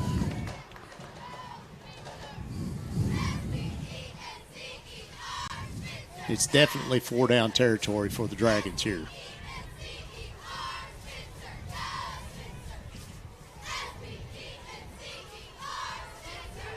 This time Arnold from the shotgun. 2 to the left, 1 to the right. Looks to pass. Oh, that's short in hop. the ground. Tried to go to Miles.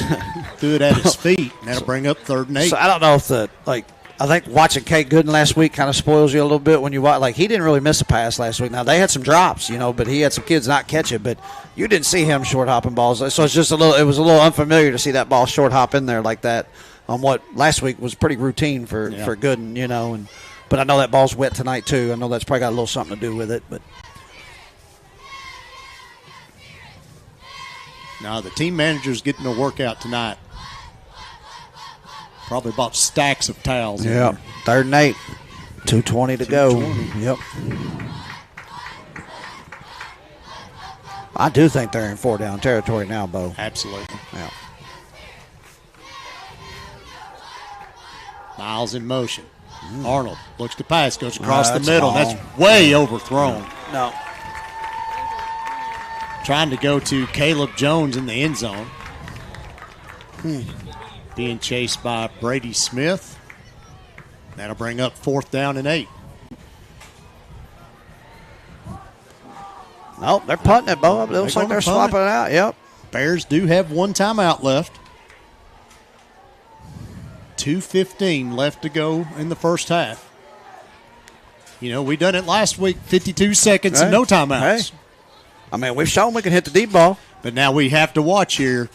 If Jones is the one kicking again, or Miles is the one kicking again. I don't think that's him, is it? Don't look like him.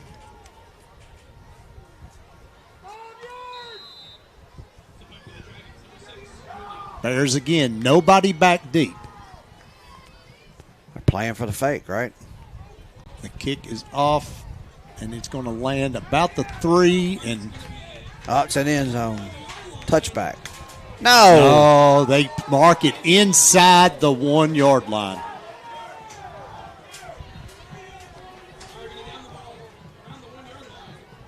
And we do not have a replay of that.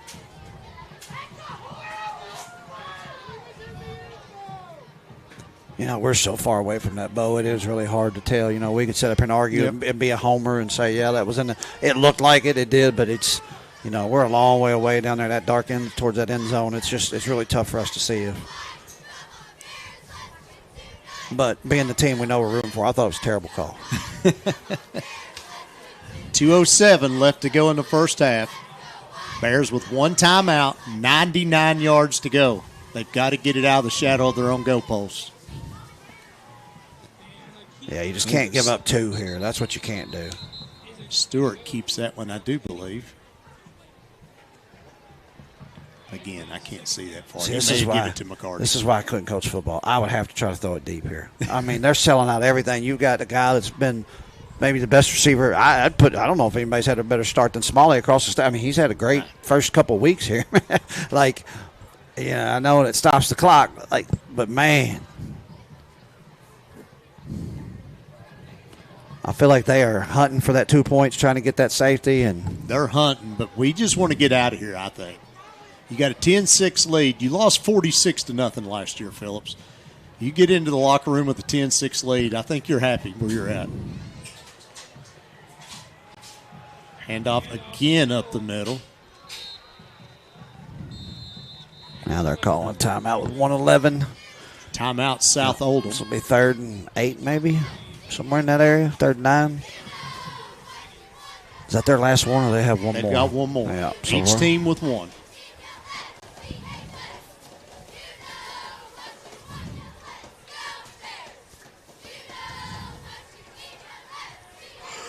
Good to see Tanner and Jace Phelps down here together on the sideline. Yep. Down around the 35, 40-yard line. Jace's been out since the Grayson County game with his shoulder. Probably going to be back here in the next week or two.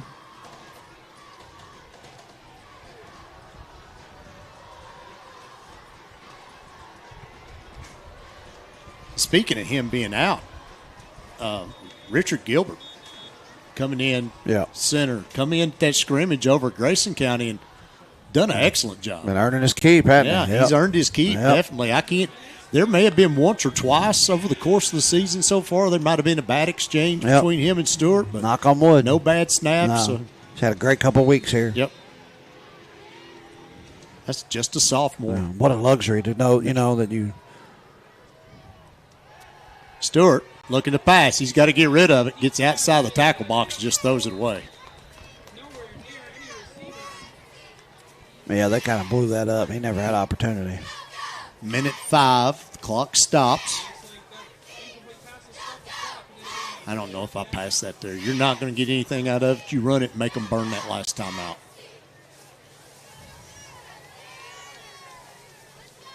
Now you got Dwyer in the shadow of his own goalpost. Heels. He's awfully close there, isn't he? Yeah. He's right on that line.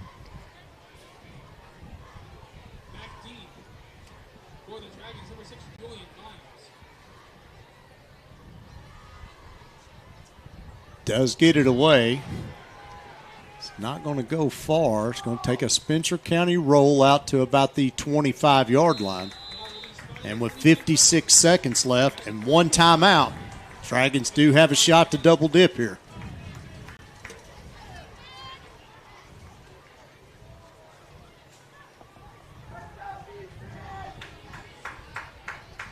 They're throwing the football, aren't they, Phillips?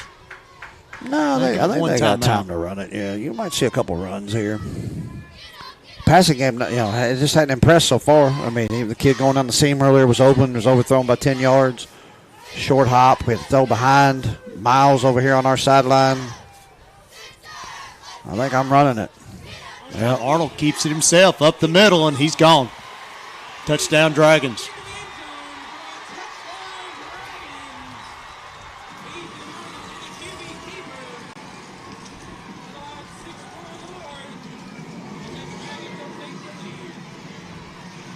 Before tried to take that from him, didn't he? Yep.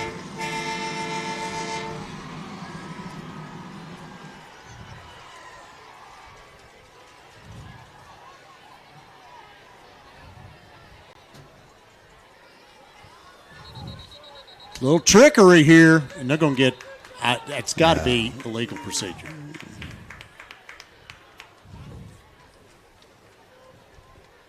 I don't think their sideline was off the field yet. Much 12 men on the field, didn't it? Or is it a sideline? They were halfway to the warning? locker room, I believe.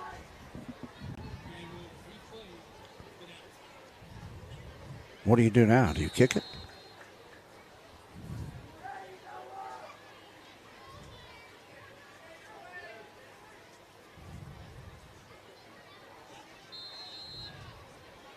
And burn that last time out, trying to figure out what they're doing here. I never understood the way they line up like that.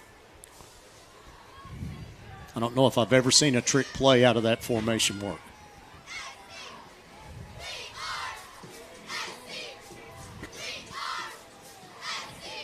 That is the last timeout for the Dragons. 48 seconds left. These last 2 minutes has been about 2 hours, huh? Feels like it.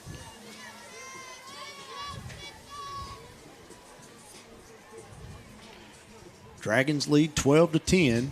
Still have the opportunity for the PAT here.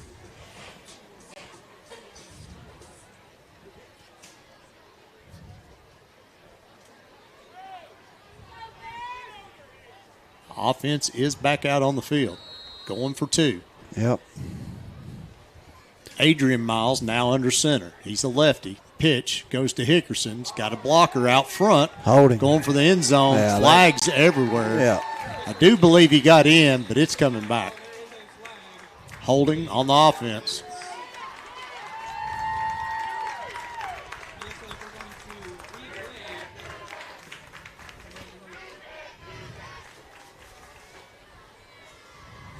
And to push him back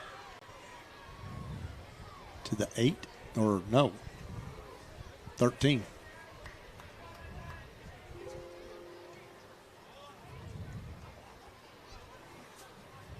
Now I think they have to go for 2. I was watching they're going to send the kicker out there.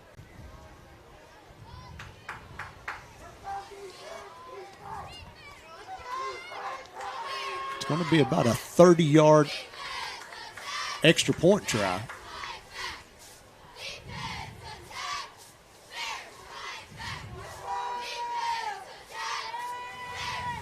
It's actually going to move it up a yard. Yeah, what, 29 yards? 29 yards for the PAT here for Arthur.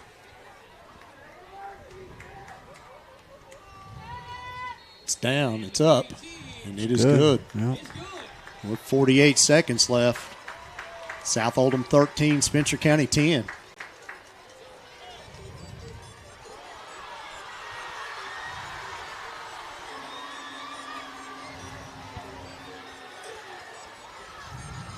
They must have forgot to do that. Don't adjust your TVs, folks. That is the lights here.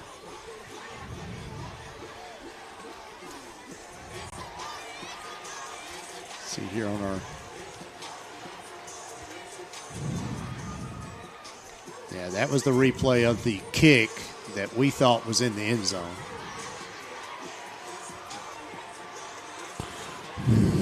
I'm not a fan of the lights, Bo. It's awfully dark. Yeah. I think that means I'm old. I don't mind the flashing lights, but you can't let it go completely dark when you got this many people in here. Stands are wet. Now I'm sounding old. Dadgummit. Well, bad news. We are.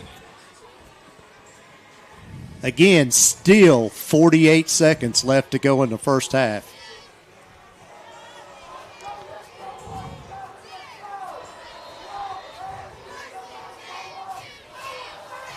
Arthur with the kick.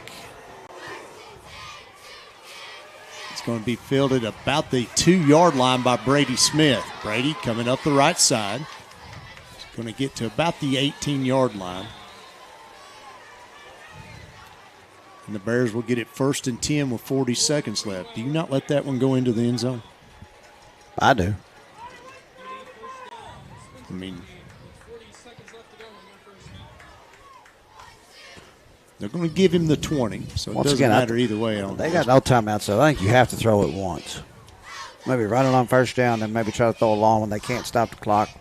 If you don't complete it, you run one on third down, and you go to the locker room, regroup, get ready to come out and get a stop the second half. Yeah. That first drive, the second half is going to be critical. Smith and Smalley on the short end of the field out here out wide. There it is again. Looking deep. Smalley's got to come back to it. Yeah. And it is incomplete. That was a little bit overthrown. Had a little wobble to it. Pass broken up by Anthony Dixon. I do have to hand it to our guys up front, though. They're giving him time to throw a few of these balls. I mean,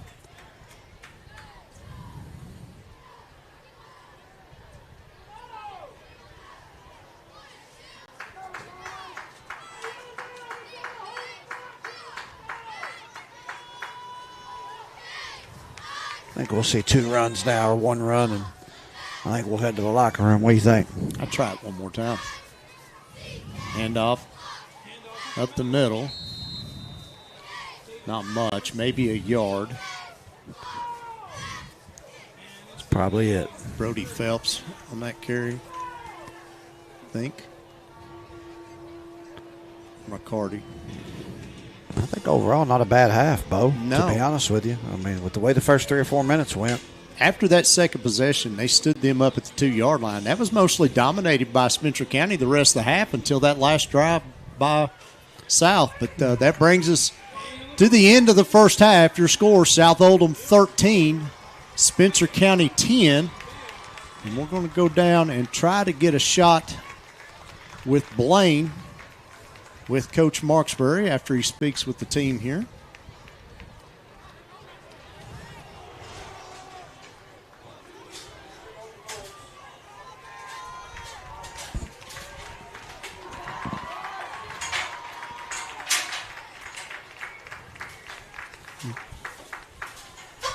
Go down to Blaine.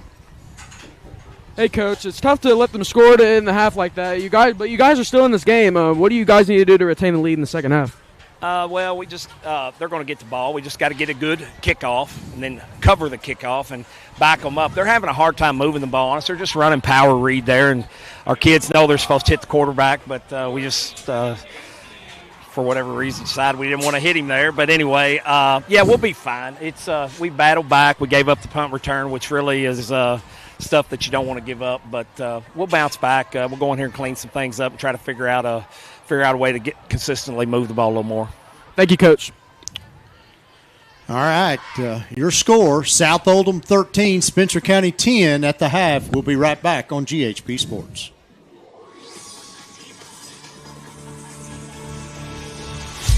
Are you looking for a reputable shop to take care of your ride? Stop by Dougherty's Body Shop and Service Center, offering all manner of body and mechanical work to keep your vehicle looking and performing at its best. Conveniently located at 910 Taylorsville Road in Taylorsville, or find us on the web at Dougherty'sBodyShop.com. Dougherty's Body Shop and Service Center. Big or small, we fix it all.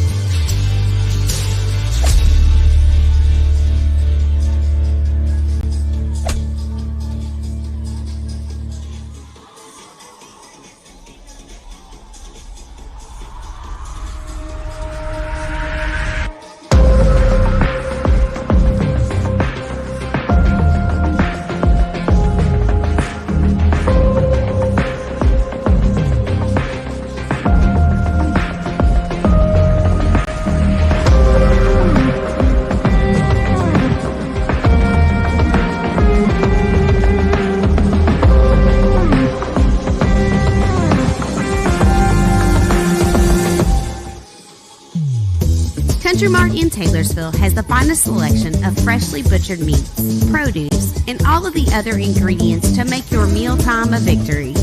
If you're running short on time or just don't feel like cooking, Country Mart is the only place in Taylorsville to get delicious Champs chicken. Dine in or take it to go. Your family will love it. Make sure to use your Country Mart card to save on food and earn points at the pump. Country Mart, your local grocery, proudly serving Taylorsville and all of Spencer County for over 50 years.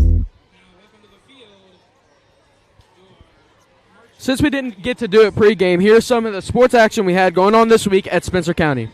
We jumped directly into Tuesday, where volleyball had their second away game of the early season against Washington County, where they took a loss 1-2. Also on Tuesday, boys soccer had a dominating victory against Nelson County, 9-1. Then we move over to Wednesday, where girls soccer picked up a road win against Anderson County, 1-0. On Thursday, volleyball had their second matchup of the week, where they took care of Anderson County, 3-0, along with boys soccer, where they went on the road and took a loss 1-6 to Oldham County. To wrap things up, on Saturday, boys soccer will play against Shelby County at 11:30 a.m., along with volleyball having a tournament hosted by Nelson County at noon. Make sure to tune in to all the sports going around in our school to show support. Back to Bo and Mr. Phillips. Thank you, Blaine. Appreciate the work you do on that, keeping us up to date with the other sports and athletes and different things going on around the school. Oh, we have to work halftime too? Yeah.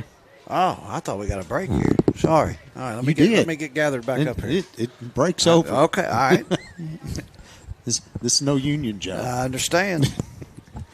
Well, I got a few stats I can go over. That give you a few minutes let me a couple regroup minutes here. to regroup there. Yeah, we'll look at those right quick. For Spencer County, 3 first downs in the first half. 18 rushes for 48 yards. It's an average of 2.7.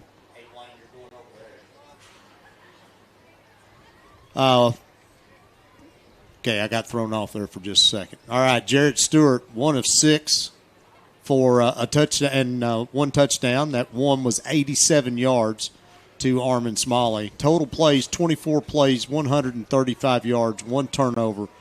0 of 8 on third down, 1 of 1 on fourth down.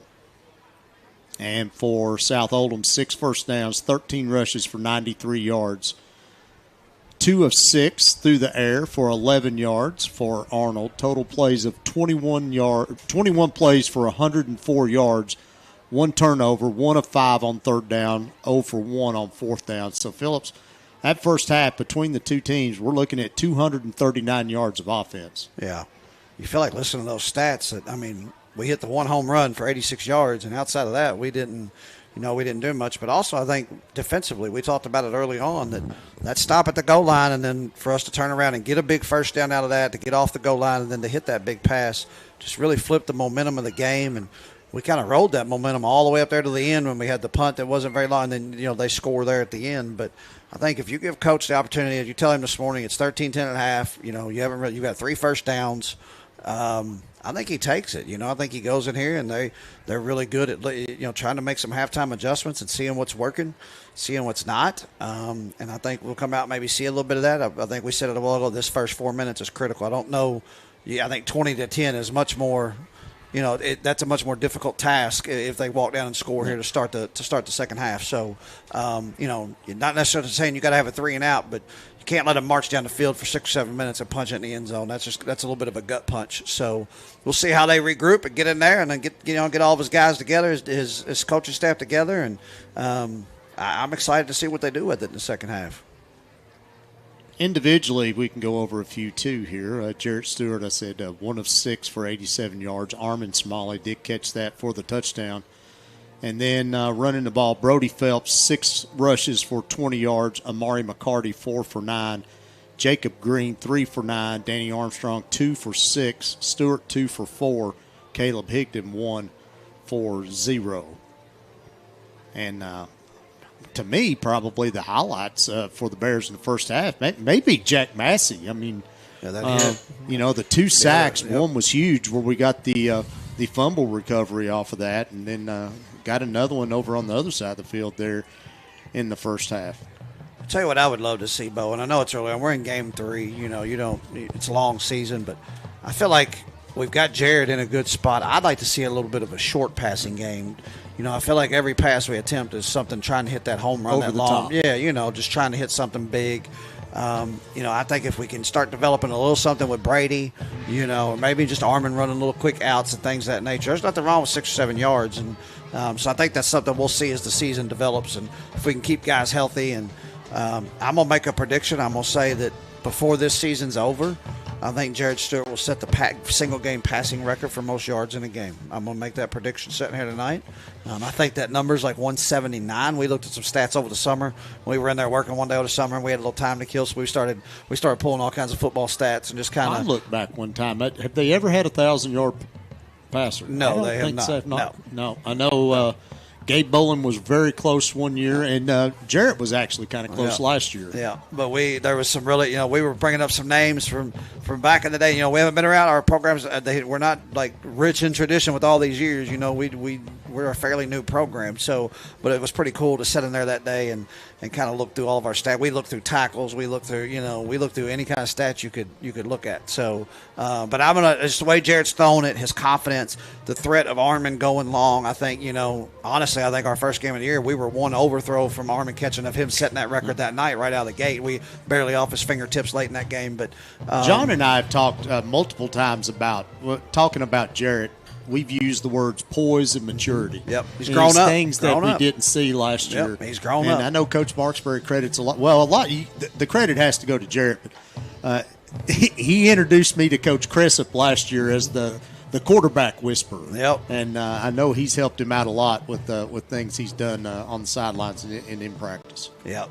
Yeah, they spent a lot of time building him up. They see it in him. It was a matter of Jarrett seeing it in himself, I believe.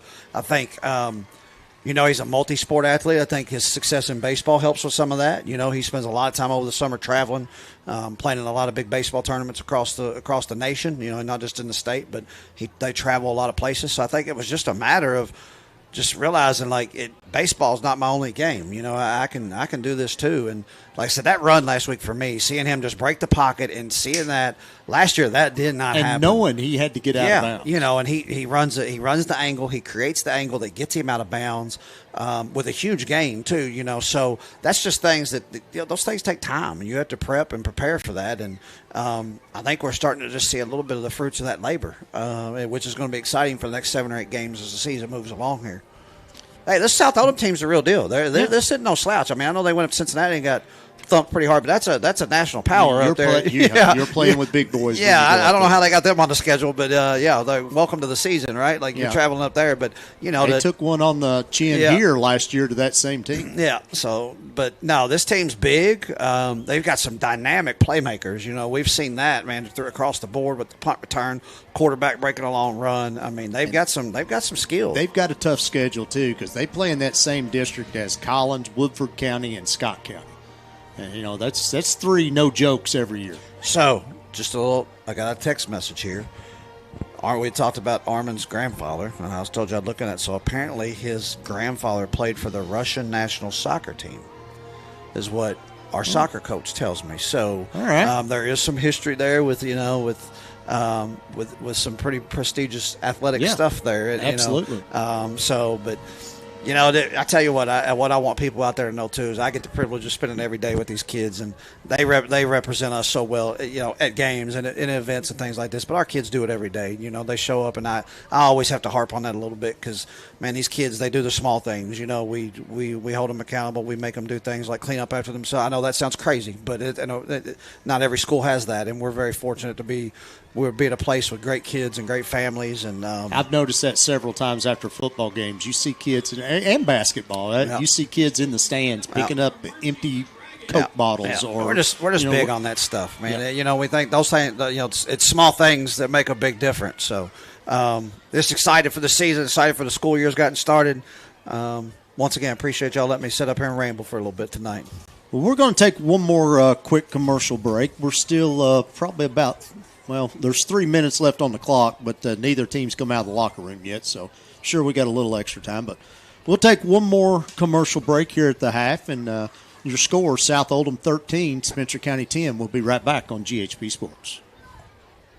Is your laundry taking forever to dry? Are your energy bills reaching unseen highs? It's time to call in the Dryer Vent Squad. According to the National Fire Protection Association, lint ignition and failure to clean are major causes of dryer fires. A clogged dryer vent also costs more in energy bills because it takes more time to dry, leading to stress on your appliance. At Dryer Vent Squad, we're not just cleaning vents, we're saving you time and money while keeping your home safe. Our experienced professionals ensure that your dryer vents are free from lint and debris, drying clothes faster, saving you money, and preventing potential fire hazards. Choose us for affordable cleaning, inspections, and repairs for all residential and commercial dryer vent systems.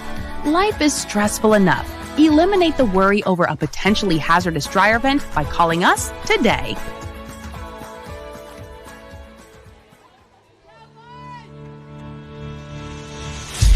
Are you looking for a reputable shop to take care of your ride? Stop by Dougherty's Body Shop and Service Center, offering all manner of body and mechanical work to keep your vehicle looking and performing at its best. Conveniently located at 910 Taylorsville Road in Taylorsville, or find us on the web at Dougherty'sBodyShop.com. Dougherty's Body Shop and Service Center. Big or small, we fix it all.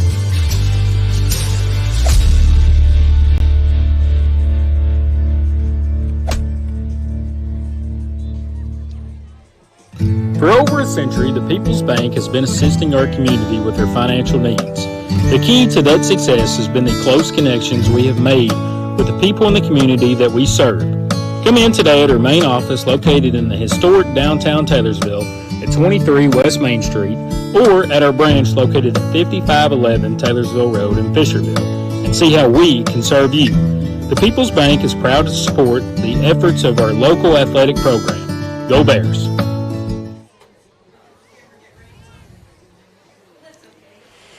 Back here at South Oldham High School, we got a couple minutes here before kickoff, and we got some news here. We're going to go down to Blaine. Blaine, what you got for us?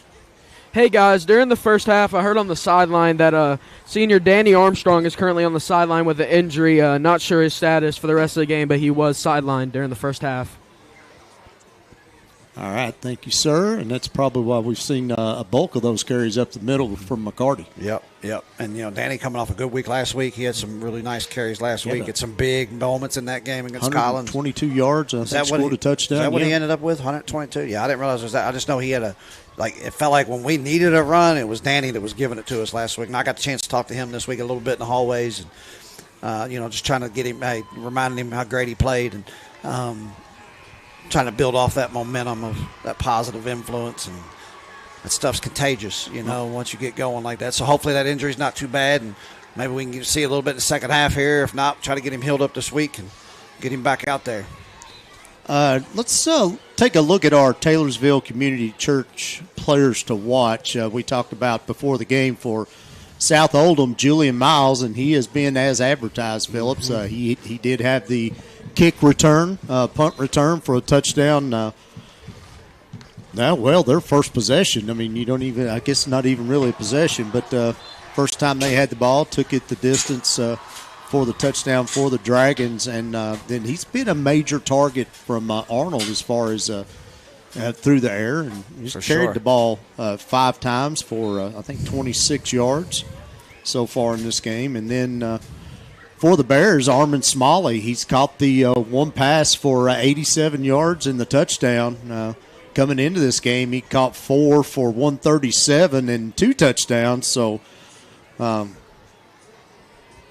both of them have been playmakers. Both of them have been playmakers. You've seen it in the first half, and if I was a bet man, I'd say we'll see a little more of it in the second half, to be honest with you. But, two just really great athletes. You can just see they're kind of in their element out there. It's kind of what they love to do, and kind of look to see. I just hope Armin has a little better second half than Miles does, and maybe put us here, send us back to Taylorsville on a victory tonight would be nice.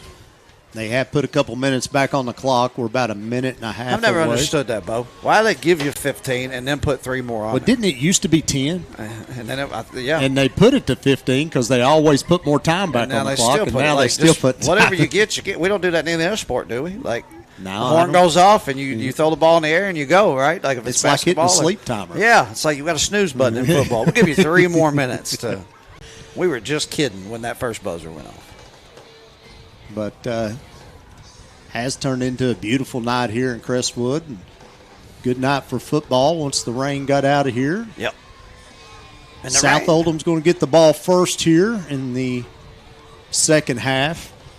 The rain never did get too bad. It got heavy there for a minute, but it just kind of set in for a while. And honestly, it's much needed. We could use the rain here. I don't know how much we got at home, but I guess we'll get back, and see what it looks like at home. But we delayed us just a little bit, so that's why we're moving a little later into the night here at 9:25 and just going to start the second half.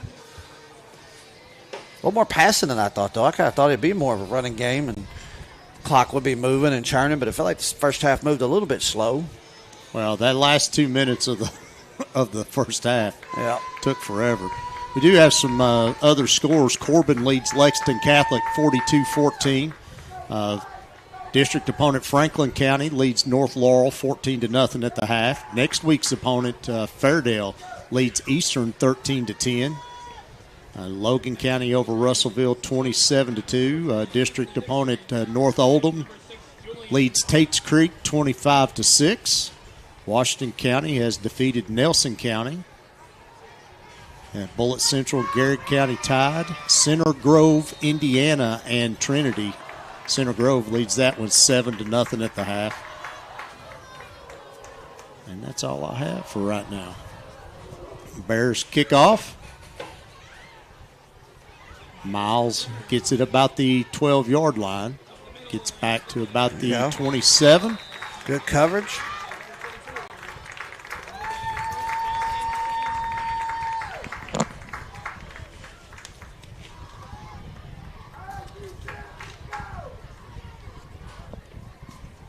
First and 10 for the Dragons.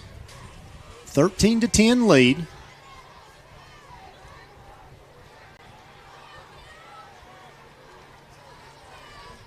I watched game film with them with 2 games, Phillips, and they used 2 quarterbacks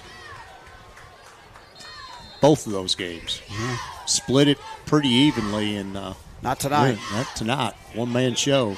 Hickerson run up the middle. Gets all the way up to about the 40, about a 13-yard gain for Evan Hickerson. First down, Dragons.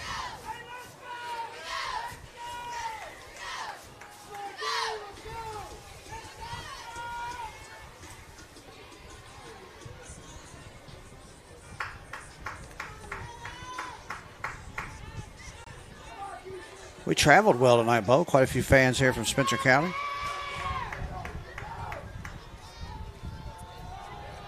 And off to Miles. Tries to bounce it to the outside. Now he cuts back to the middle. And he's off to the races. Got one man could catch him.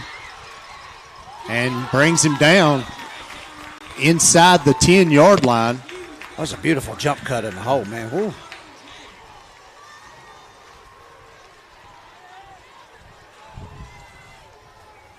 So you see here our Country Mart instant replay. Looks like he's going to the left, and he just puts on the brakes. Yeah, that jump cut right there was something.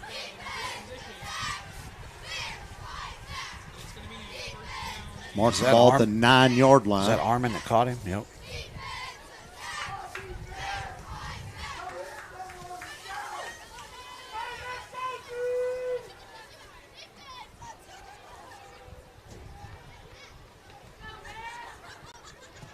Arnold under center, I formation behind him.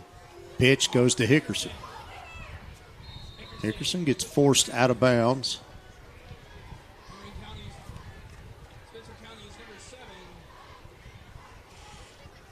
Paxton Truitt forces him out of bounds. We'll put the ball at the 7. Pickup of 2. Be second down and goal.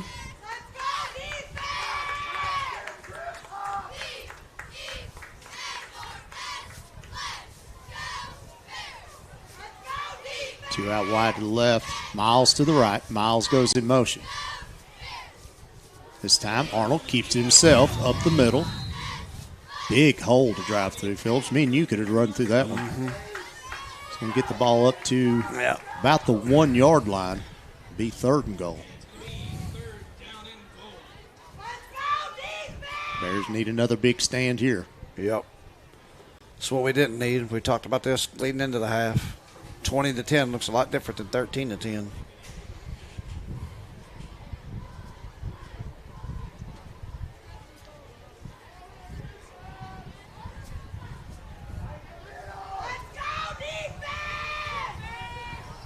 Arnold keeping it himself, and he's in. Touchdown, Dragons.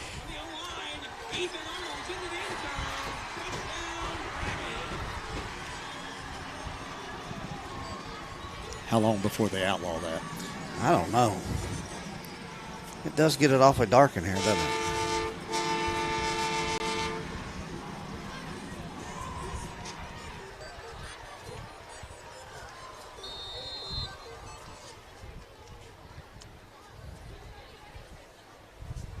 Arthur on for the PAT.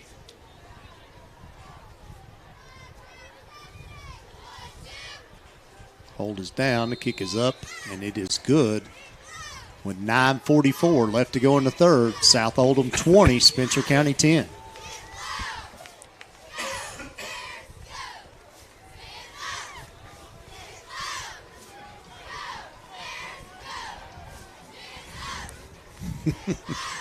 Yeah, I believe it is.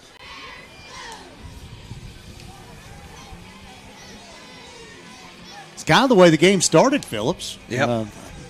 See if we can take another one on the chin and bounce back here. Bounce back. Yep. Need a little bit of a drive. Put together a little bit of a drive here. We have only got 3 first downs in the game, Bo. That doesn't. We got it. You know, we can't. We're not a team that offensively relies on home runs all the time. You know, we're more. If we do, it's usually through the ground game where we can. You know, where we'll pile up 400 or 500 yards of rushing. But I don't think we're built to go right down the field and hit 80-yard passes and flip it right back to our defense. So we've got to find something here. We got to find something that'll get us a sustainable drive to let our defense get over here and just hang out for a little bit and try to get some things corrected. Green and Smith back deep for the Bears. Arthur on to kick. It's going to be taken in by Green about the 6-yard line. Gets up to the 25. Bears will take over 1st and 10.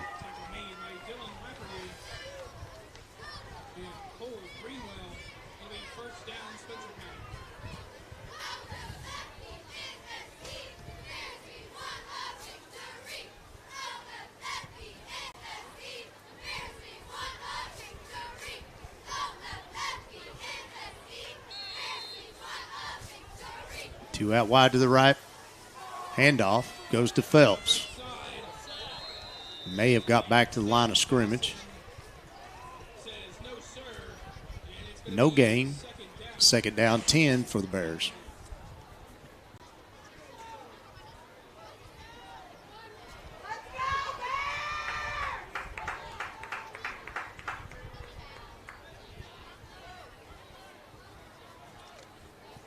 Nine minutes, 10 seconds left to go in the third.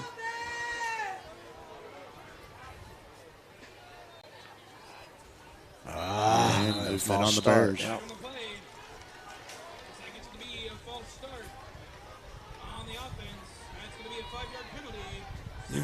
Casey Coleman jumped a little bit on that hard count by Stewart. Moves them back 5 yards. Be 2nd down and 15.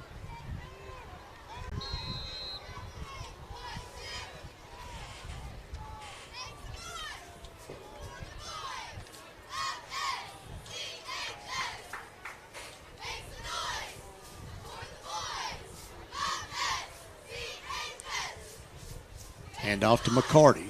No, comes around. Smith has it. They fooled me there, Phillips. Smith still on his feet.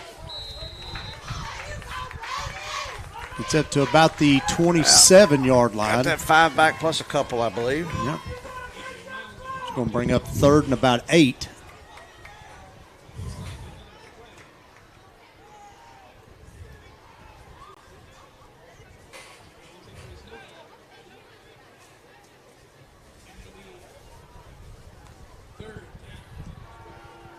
Stewart runs back on as the clock gets to 8 minutes.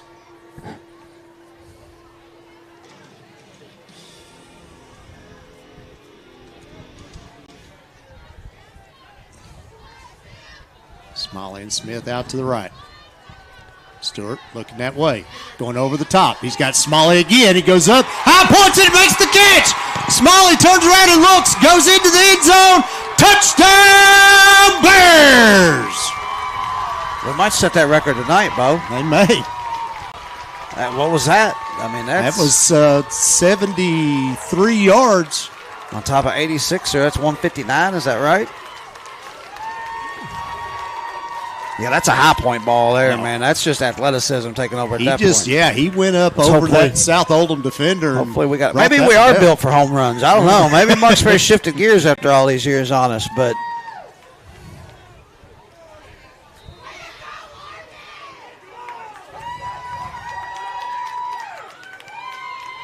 PAT by Jackson Brown is up and good.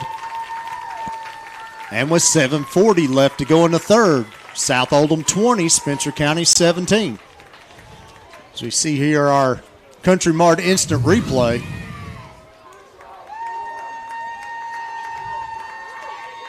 Again, just going over the top. He just goes up above the defender and comes down with it. By the time he marches into the end zone, there's nobody within 20 yards of him.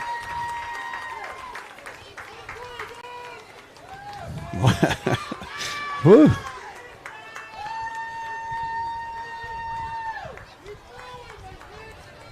Got a little juice back in the crowd. Did. We got a little juice back in us up here, Bo. You got to get the touchdown Bears thing. Well, I'm sorry. John going to be bad disappointed. I'll tell you what. I'll get it down by next week. I don't have to worry about it next week. So, where are we at next week, Bo? Fairdale. That's right, at Fairdale. Going to the south end of Louisville, back in my home territory. I like it. That's a new one on the schedule, isn't it? We haven't played Fairdale. We played them last year. Did we? Played them at home last year, yep. It's always good. We get to see Coach Kyle Board. Used to be with us. He's a Fairdale Bulldog now, so we get to. He always shows back up. Love seeing him. Never been there for a football game either. I've been to the King of the Bluegrass, but go down to the KOB religiously. But Miles takes it about the 10. There you go. Gets slowed down. Now breaks free. He's going to get it cross midfield, taken down by Trammell. Oh, we had him 30 yards further. I thought we had him wrapped up. He's a tough kid.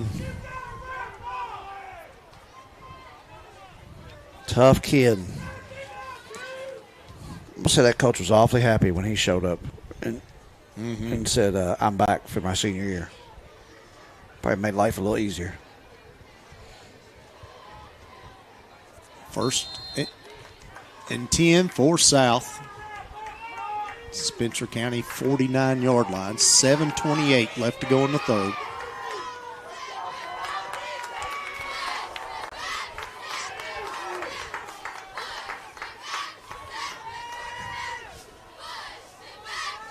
Miles in motion. Arnold keeps it up the middle. Drives forward for about 6. Bring up second down and 4.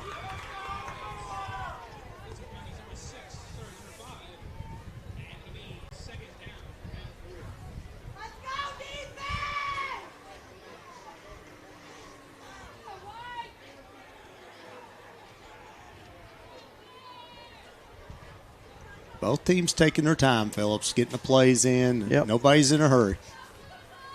I think they both realize we're in a little bit of a slugfest here. I think they both know it, and I don't foresee anything being a runaway here.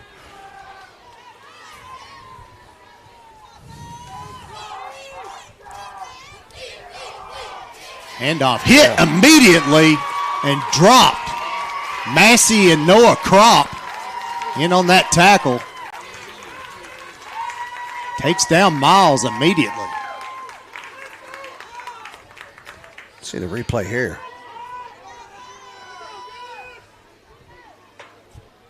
Yeah, well, they both are. Whew. Noah Kropp does not look like one size-wise that would stand somebody up in a hole like that. I think boy's just tough as nails. Yep. Bring up 3rd and 4. They did get him back to the line of scrimmage. Arnold in the shotgun. 2 out wide either way. He's going to keep it himself. And Jacob Billard catches him in the backfield. Sure did.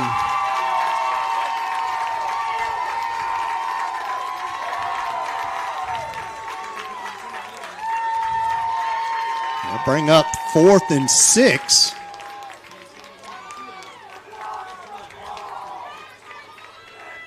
And the punt team is on for South. Smalley is going back deep this time, but again, we got to watch. The punter is Miles.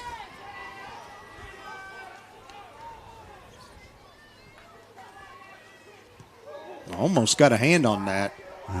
Brody got through there quick, didn't he? It's going to take a South Oldham bounce. All right, hey. Mark it. That's what we right needed. About the 9-yard line. Bears got the stop. Now they need another drive. I'd throw it again, Bo. I don't know much about football, but I'd throw it again. It's been successful. 5:07 left to go in the third. How come our clock's not working, Bo? What's that reason? We got a score I'm the new box. guy. Y'all got to help me a little bit here. We got a little, Charlie's got a little toy that he plugs into the back of the scorekeeper's box up there when we're at home. And most places, but I guess since we're on the other side of the field tonight, we can't use it. Gotcha. And then some places don't like you to use it. Really? Stewart under center. Hand off. Got 5 there probably. For about 5. Solid run. Brody Phelps. We still haven't seen Danny, so I think Blaine's report earlier there is probably something. I don't know if we'll see him. If he hasn't played much of this third quarter, we're probably not going to see him at this point. So going to have to get one of them younger guys in there, Amari, and he's been toting it well, and Brody. And maybe get Brady a carry or two, try to get him some yards.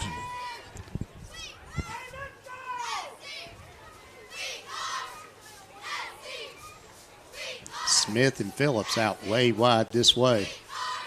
Handoff goes to McCarty. He picked up a couple there.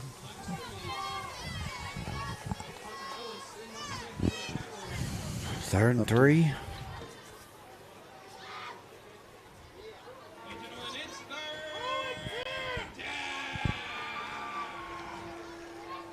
Mark the ball at the 12-yard line. They're just going to give him 1.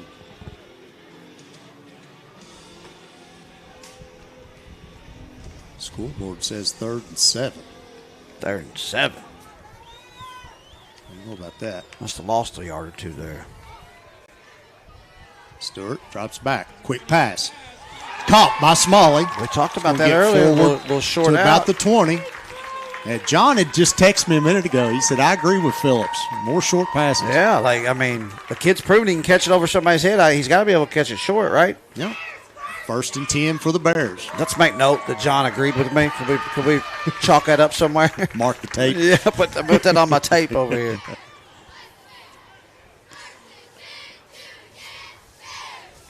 Ball now out to the 21. 3:18 left to go in the third.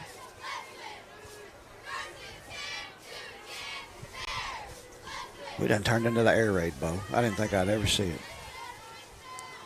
Counter back to Smith. Brought down about the line of scrimmage. Maybe even lost a yard there. Yep. That looked like that could have developed into something, too, from up here.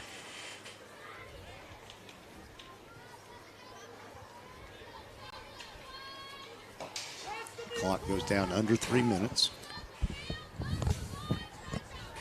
Once again, Bo, we're just kind of hanging in there, man. I mean, tough, gritty kids. You know, you felt like there's been multiple times this game could have got out of hand, and our boys are just hanging tough. Smalley out to the left this time. Handoff. Comes around. Higdon trying to get to the edge. Breaks one tackle. Good. Head down. Good gets boy, across Higdon. the 30 up to about the 31. That's going to be really close. Yep. First down. They're giving it to him. First down. White hat saying move the chains. Good run. He had a couple good runs that first week. As I talked to Mark Sperry when we got back into school, and I think he only had 2 carries, but I feel like both of them were pretty good runs that week. Well, one was like a 60-yarder for a touchdown. Yeah, like really good runs. Once again, that's just one he talks about that depth, being able to hand the ball to multiple kids. He's got faith in all of them. That's as a coach, that's got to feel good, knowing you can hand it off to 3 or 4 or 5 different kids. And 8 guys in the box. Pitch goes to Higdon, coming back the other way. Gets about back to the line of scrimmage. Maybe give him a yard. They put that guys in the box on me. I know what I'm doing with it.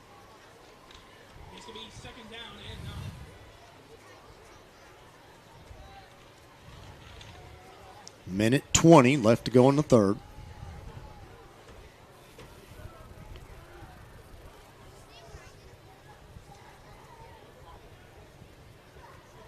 Second down and 9.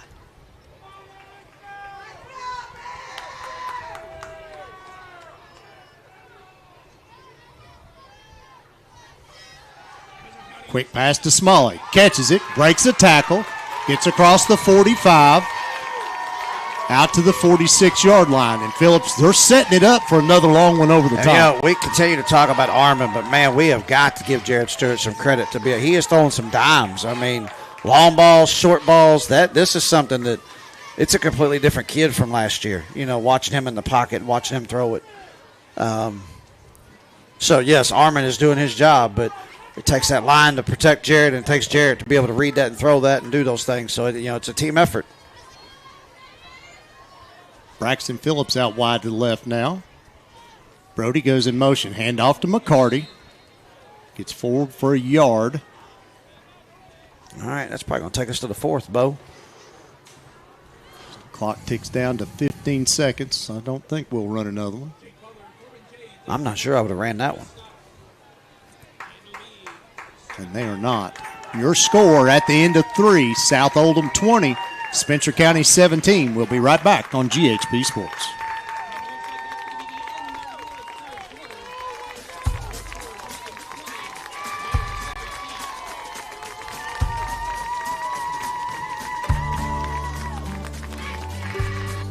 Hi, I'm Kelly Hubbock, and I have been a proud resident of Spencer County for nearly 15 years. As a local real estate agent, I am thrilled to be working with Brown Realty and assisting more of my neighbors and friends right here in Taylorsville with their real estate needs. I can think of no better place to put down roots, both professionally and personally, than in Spencer County. Our community sets itself apart from others in that it possesses a small town atmosphere, in addition to residents who truly go above and beyond to help one another in whatever capacity necessary. Those traits, mixed with the genuine beauty of the county, make me honored to not only live and work here, but to raise my children here as well. And I look forward to working with residents of our community for years to come.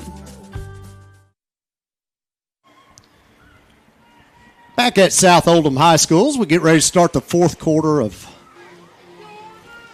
really good ball game. This is 2 weeks in a row Spencer County's been in a battle.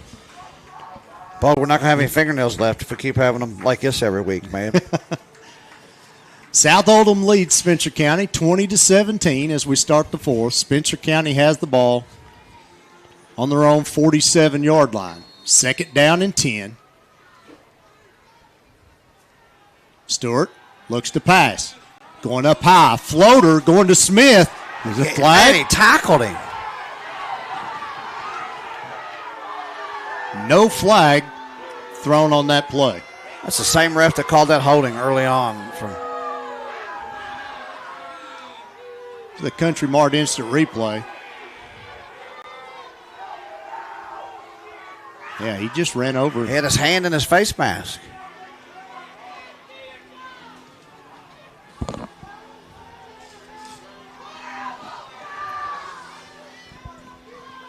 One tool that we have, Phillips, that Charlie's managed to get over the last couple of years is one the officials don't like, and that's the Country Mart instant replay. I know. When we can break that down and go to slow-mo. 3rd down and 9, 11:53 left to go in the 4th. Stewart directing traffic under center. Takes the snap, looks to throw. It's going long again, going up for Smalley, and that's going to be incomplete.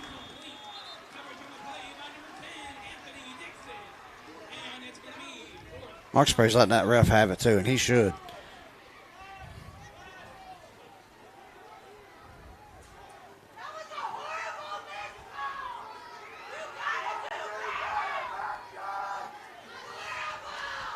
Bears send the punt team out.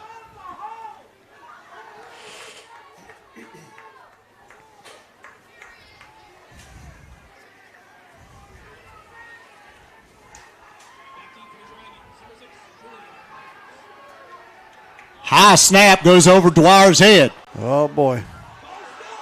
He falls on it. And that's the kind of mistakes you can have in a game like this. Exactly right. All right, we need our defense to answer the bell here.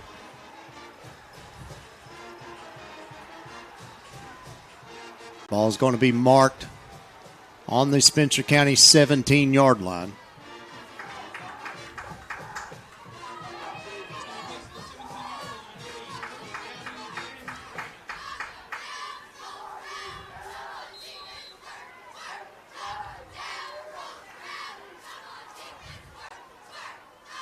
Three out wide to the left.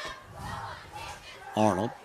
Handoff goes to Miles. Hit by Massey. Slowed down. He breaks free. Going to get taken down by Phelps and a couple other Bears. That's another good play by Massey, though. I mean, doesn't get the tackle, but, boy, he gets a lot of credit for the tackle. Yeah. He should. That's one that not going to show up on the stat sheet, but he is the reason that kid was stopped where he was.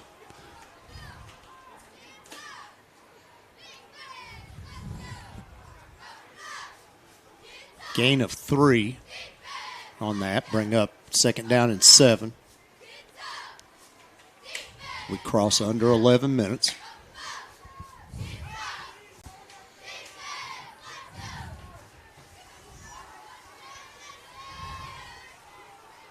Miles in motion. Handoff to Hickerson. And drive forward to about the 12. Pickup of 2. Another wrap up by Jack Massey. 3rd and 5.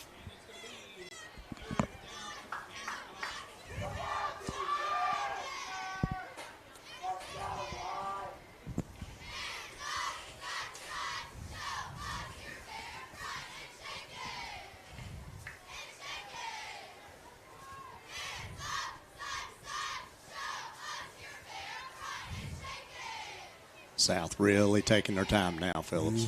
Trying to bleed that clock, aren't they? Got the big man in, playing the wing. Arnold from the gun. Quick pass out to the right side. Makes a man miss. Gets down real close to the goal line and didn't get in. Max Madsen on the reception.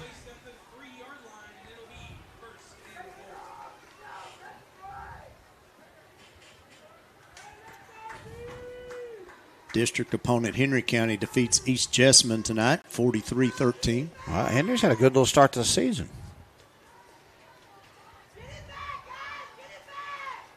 They're always built with some tough kids, they always have those kids that are. There you go. Handoff hit immediately in the backfield and taken down. Blew that up. Brody Phelps, Noah Kropp, Ian Blanford, several Bears in on that.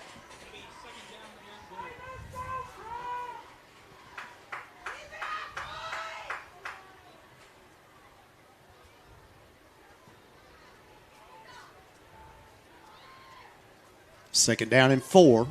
9:05 left to go.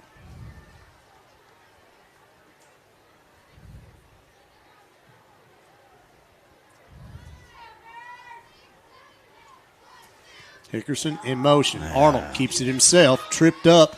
I don't think he's just short of the goal line. Yep. So is it 4th down? 4th and 1 or 3rd and 1? Be 3rd and 1. Official timeout. Yeah. South does have a player down. Yeah. It looks like Wells. It is.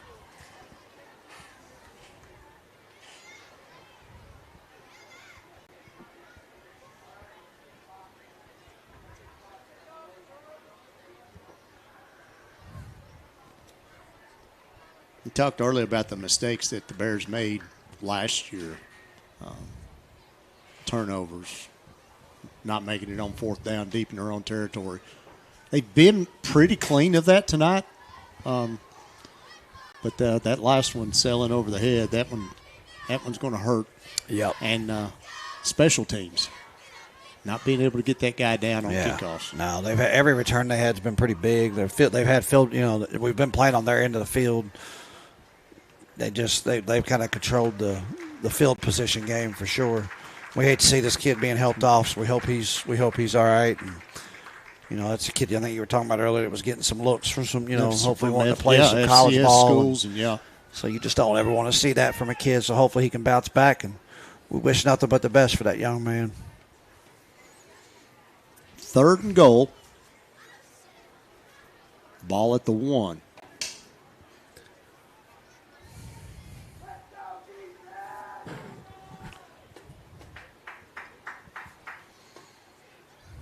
.8:40 left to go in the ball game. Dragons lead by 3.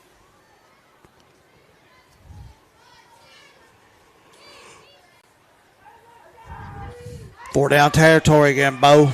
You think, unless we can pop a fumble and make them lose 10 yards or something, but I'm assuming number 3 is going to keep it and kind of trot it up the middle. It's going to be tries to get around the edge, holding. And he does. We do have a flag. Got flags everywhere. That's a help. Guess who didn't throw that flag? That back judge in the back that missed that one earlier on us. That's who did not throw it.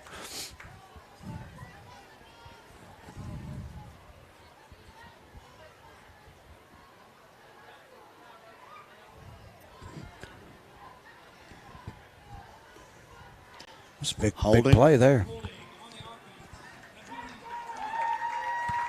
Get the holding twice? Got holding twice. I guess the one spot foul. I guess the one maybe was a little further back in the backfield, so you get an extra yard or 2 out of it. And moves it back to the 11-yard line. Yeah, about the 11. Be 3rd and goal from the 11. Well, that's what we said. They might not be 4 down territory if they lose 10 yards. We'll see.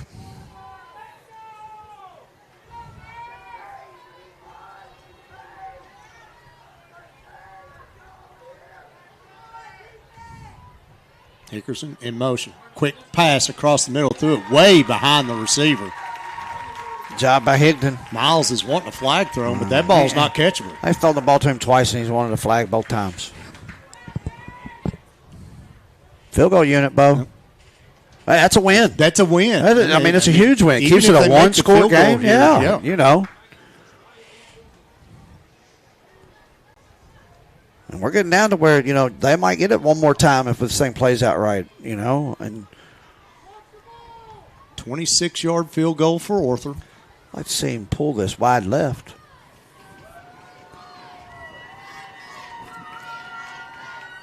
Kick is up, and it is good. Yeah, right down the middle. And with 8:27 left to go in the ball game, South Oldham 23, Spencer County 17. Still a one-score game. Once again, I firmly believe defensively that's a win. I think Absolutely. You did your job. You keep it a one-score game. We snapped the ball over our punter's head, give them a 25-yard field. Yep. They get it down to the 1. They get a holding call, and then we get a huge. The pass is behind the kid, but good defense by Higdon, and keeps us in a one-possession game, because honestly, at this point, you don't know if you're getting that twice, if it's a two-possession game. You just really don't. We're down to 8:27 to go, and, you can't count on getting 2 possessions. So, huge win there. I'm confident we can score one more time. I'm not so confident we can score 2 more times. It just becomes. You may not get the ball 2 more yeah, times. Exactly right. Like, it just becomes a time management thing. So, 8.5 minutes left to go, and both these teams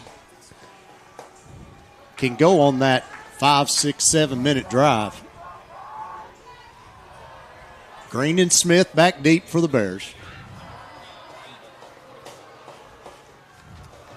Arthur on for the kick. Kids offside. Low line drive flag. I knew that kid was offsides. offsides. Brady Jake was going to catch that one. That ball's got to go in the end zone.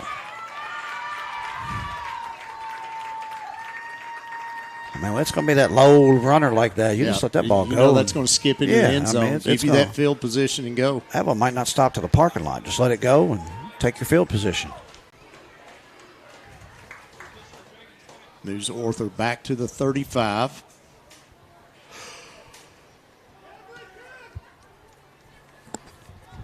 It's not a call you see often, but that was no. I noticed that one when they took off. I said, man, that kid's 2 steps over the line there. Bo, y'all keeping me out past my bedtime tonight.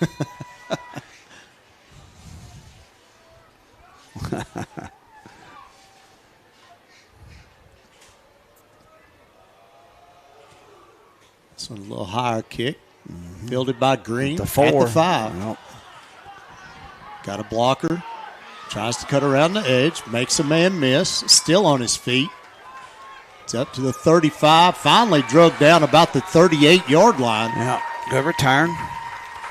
34-yard return for Jake Green, and the Bears will start 1st and 10 at their own 38 with 8:14 left to go in the ballgame.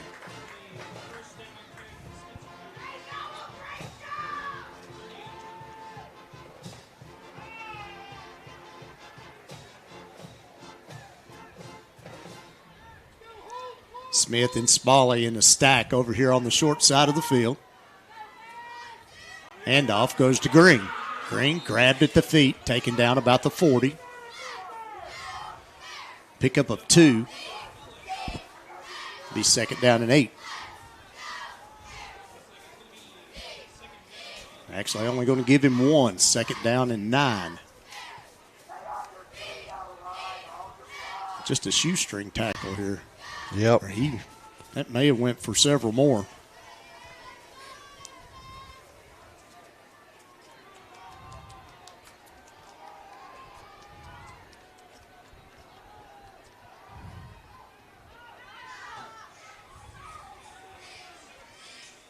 Stewart calling the audible. Handoff goes to Green. Green gets his way across the 40 to about the 41. Pickup of 2.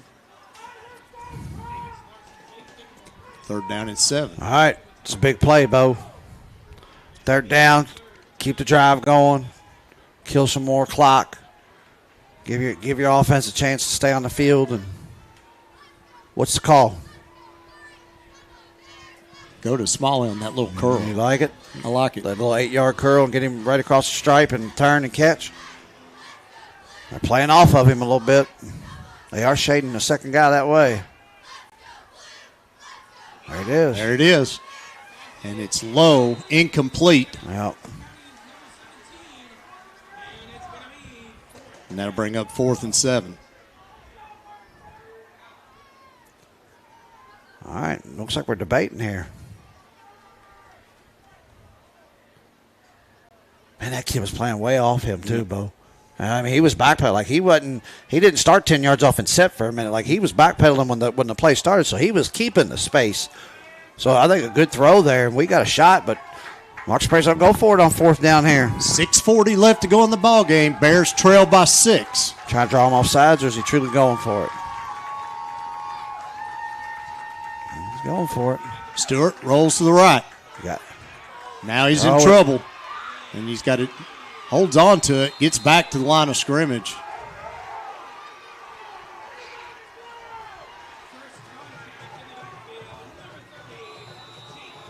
Stewart's still down.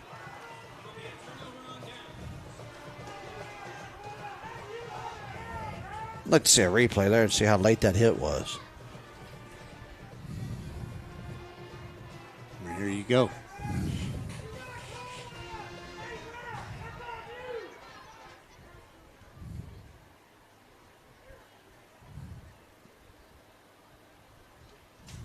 Yeah, he's on the ground.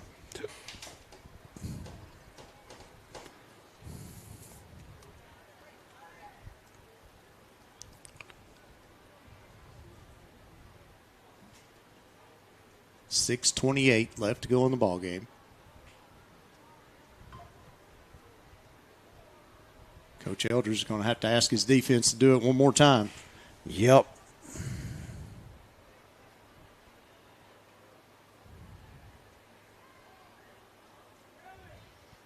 Mark Spray's letting the officials have it, too.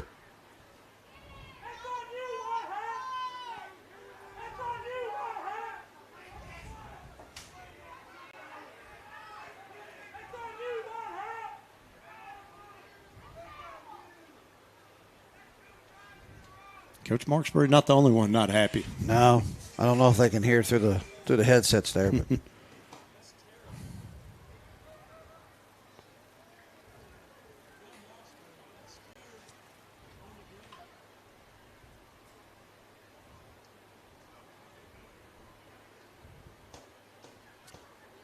St. X and Male tied at 27 with 8 seconds left.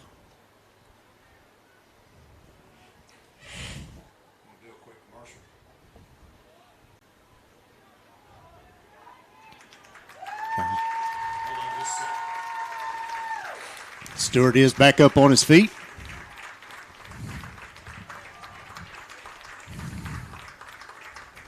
He's going to be all right. Yep. He's a gamer. He's going to get one more shot at this maybe if our defense could stand here.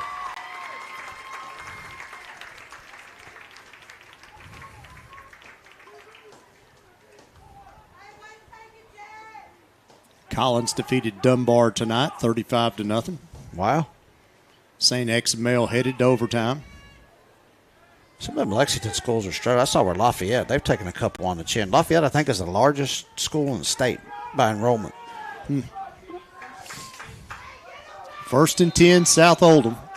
Both teams with all 3 timeouts, 6 minutes, 28 seconds left. Quick pass out to Miles. Gets across the 40, down to about the 37.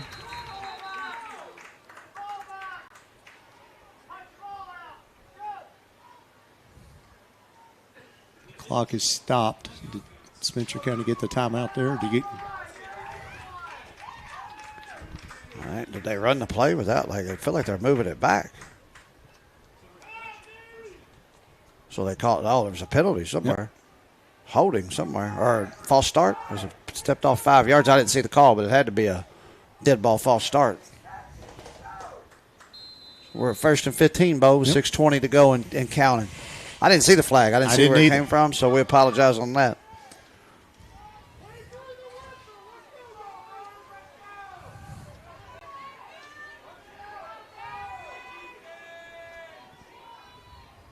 Arnold now up under center. I formation behind him. Pitch goes to Hickerson. Cuts it around the right side. Tripped up by Higdon. It's going to go down about the 30, and we got some extracurriculars going on. We got kicked there.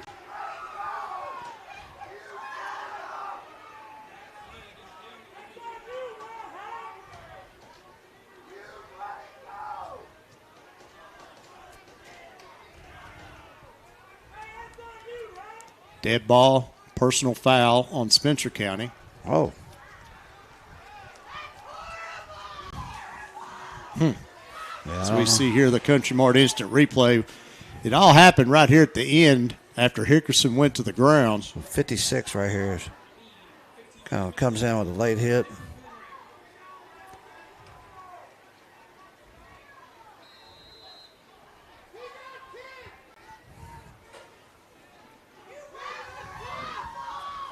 And moves the ball up to the 26-yard line. 1st and 10, Dragons.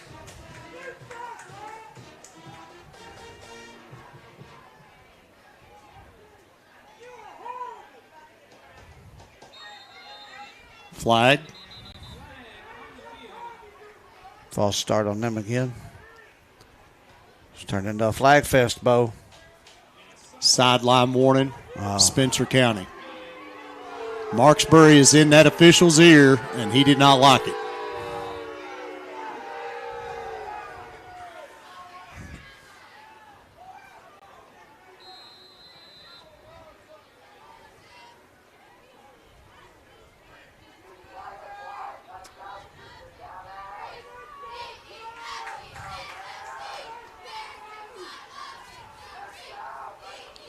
Four wide. Miles goes in motion.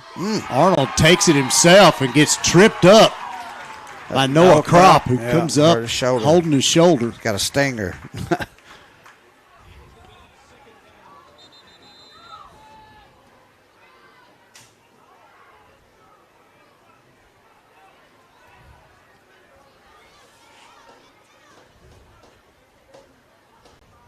Probably caught that knee right. Yep.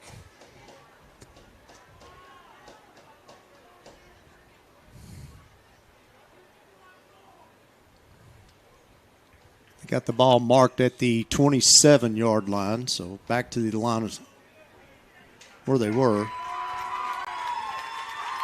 Noah gets up, waving his arms now.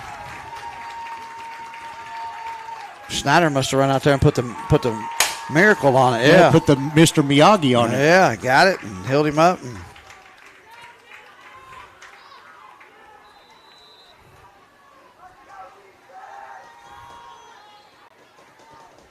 Talk about that guy. out late every night, every football game, every basketball game, every sporting event. Yep. Seems. I mean, quick pass tapped, almost picked off. Yeah, Snyder's one of them unsung heroes, man. He dude comes in the office every day, gets his day started as we're kind of wrapping up, and he's always checking on us and checking on everybody, and he's such a team player, cares about these kids. Our kids absolutely love him. Our kids they love Snyder, so we are fortunate. I think we've had him 8, 9, 10, 11 years now, and he's an alumni of Spencer County. We're proud to have him. Jared Stewart is over here warming up. 3rd down and 11, 4:39 left to go in the ball game. Miles going in motion. Handoff up the middle. Gets nowhere. Picks up maybe 2. All right, so we're at 4th and what, Bo? 4th and 9? 4th and 9. Where they go? What are they doing? Yep. 4th and 8. To 4:20 to go. South is going to let this run down and call their timeout. I think they send the field goal unit on and try to make that. You think? So it's at the 24. So that's a 41-yarder, Bo. It's a long way. That's a long way. I think you're in no man's land there. I think you have to go for it. You either go for it or you kick the field goal. Let's see if they even snap the ball here. Down under 4 minutes. Miles in motion. Bears almost jump. Flag comes out late. There's no way this is coming from that same back judge.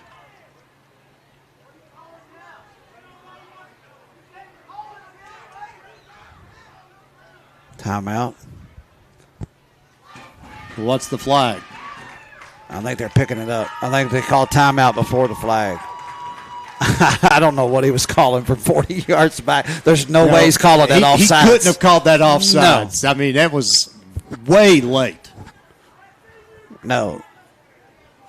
The white hat's the one that keeps the clock, I believe. No, it is the back judge? Yep. 3:47 left to go. Bears trail by 6. 4th and 8 for the South Oldham Dragons at the Spencer County 24-yard line. That is the first timeout of the second half taken by either team.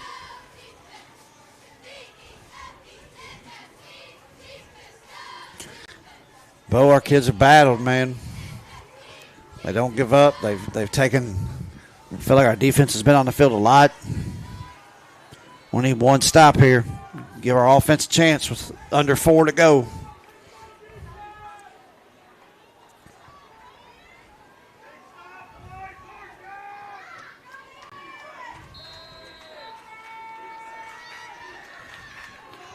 Arnold from the shotgun. Man goes in motion. And keep it. Pass across the middle. He caught it. Touchdown Dragons.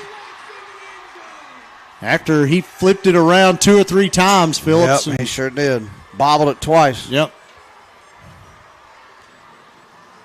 Got to give the kid credit. That's a heck of a catch. Yep. Bobble that ball twice like that and pull it in.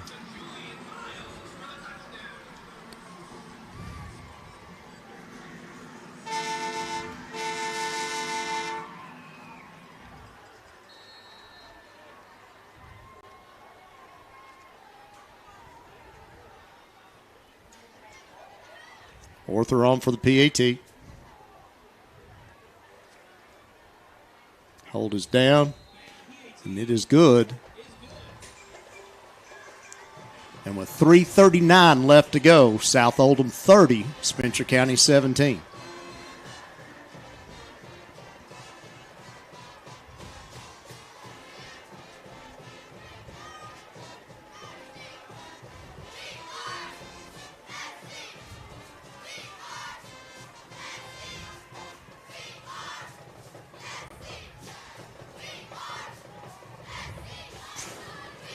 All right, we need a quick hitter here.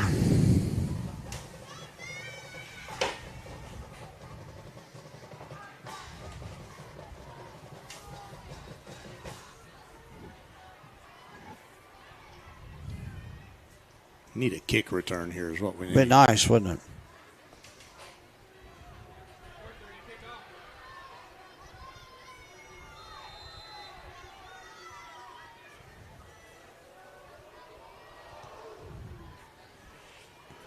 Kick goes to Green. He's in the end zone. Kid's got a good leg on him. Yep. You don't see a lot of balls flying to the goal line like that in high school. Ball will come out to the 20. Bears need 2 scores. 3:37 left to go.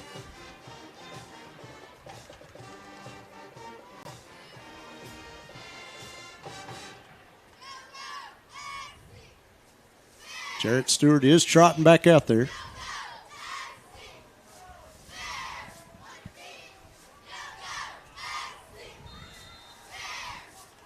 Smith and Smalley to the right.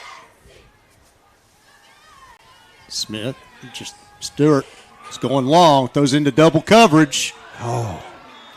Incomplete.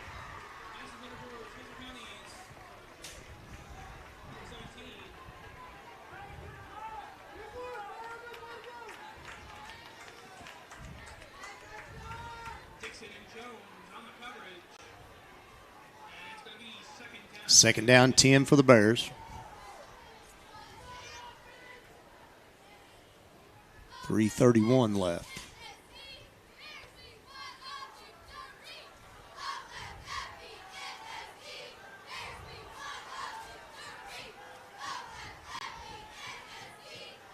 Handoff comes around this side to Brady Smith, and he's going to take a loss. Lose about 4 on that play. 3rd and 14, and the clock is running.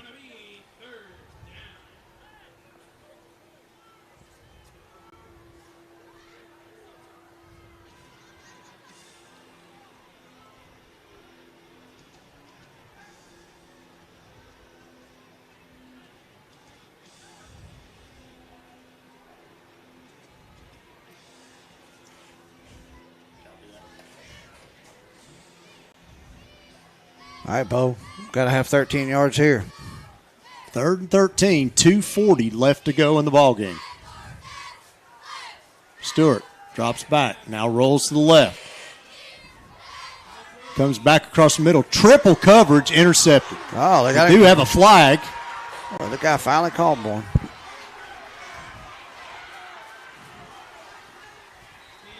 Is intercepted by Davis Larson and taken back inside the 15-yard line, but we got a flag all the way out here at the 47. Got one on the return, too. Will the one on the return be negated? Does that not count? Like if this was a pass interference? Well, we got our 15 yards. Yeah. That we needed.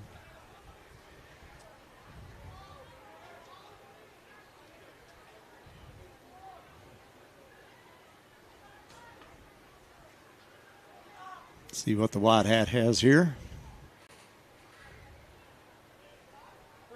Personal foul declined. Pass interference on South Oldham. So that penalty will be assessed, and that's an automatic first down. 15 and an automatic. It's not a spot foul in high school, is it? No, 15.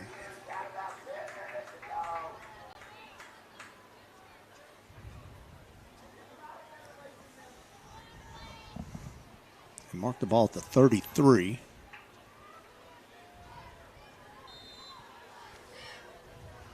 First and 10 Bears, 2:18 left. Smalley out to the left, Higdon to the right.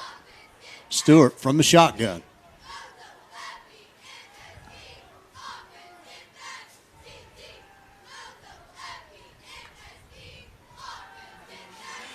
Going up high to Smalley. And it is knocked down. Incomplete.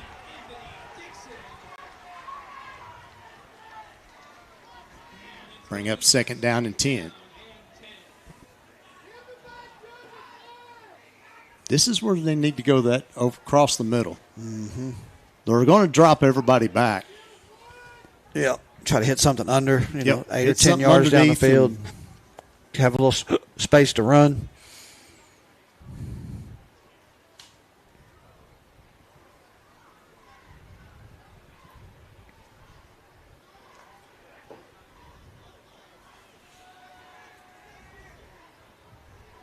3 wide this time for the Bears. Stewart, quick pass across the middle, tries to hit Ryan Toby. We're saying incomplete. It bounced. It in there on him. Yep.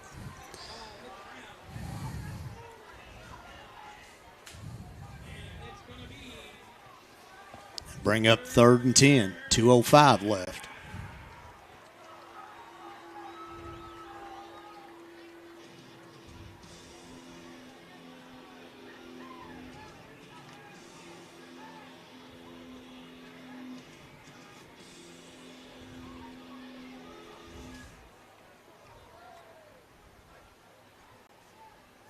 Jarrett drops back, looking for Smith. It's not there. Now he rolls, checking down his receivers.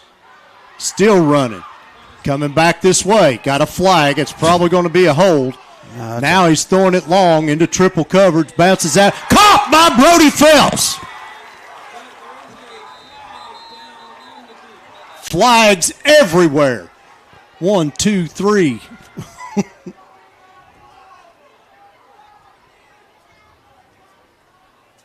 Got Brody Phelps down, too.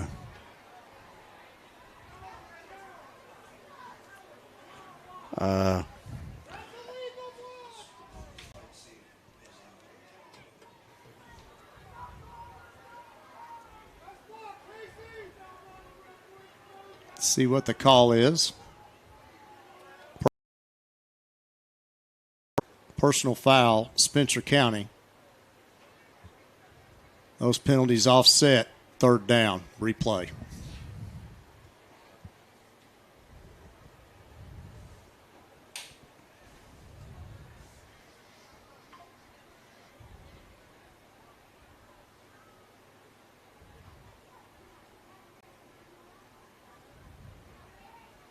Minute 45 left to go. There's a whole lot of action on that play, Bo. Yeah. I think Jared ran about 60 yards back and forth.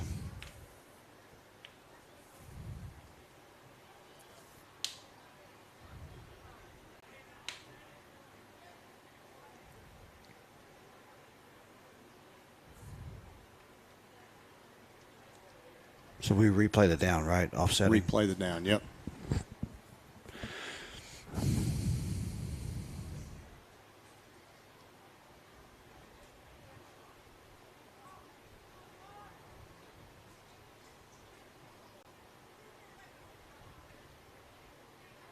I didn't see a personal foul coming there. I would have thought that would have been a hold the way Jarrett was running around like that, trying to buy time. I saw as he turned the corner, I saw a hit. I mean, it was a block, one of our linemen just blocking. But it was pretty violent, you know, as the guy's turning to come back the other way, and you kind of catch them somewhat blindsided. And I know they're trying to get away from some of that, but.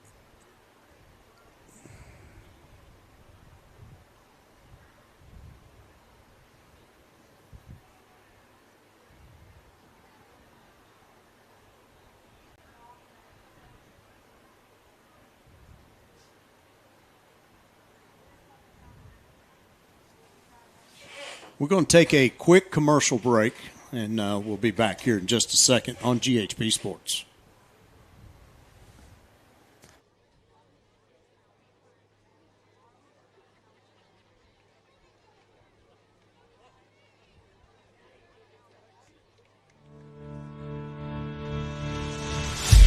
Are you looking for a reputable shop to take care of your ride?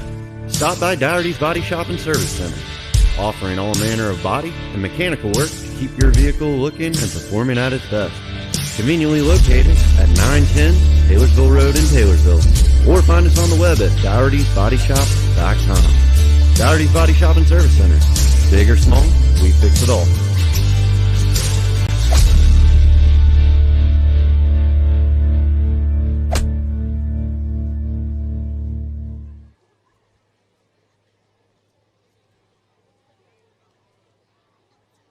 Who is Thoroughbred Asset Management? We are local financial professionals for local people. We are your hometown coaches. You'll see us at your school ball games, your church functions, our local chamber events. Investing in Thoroughbred Asset Management means investing in you. We are community members with the goal of helping others. We know you work hard for your money. Let Thoroughbred Asset Management help plan a retirement strategy that works for you.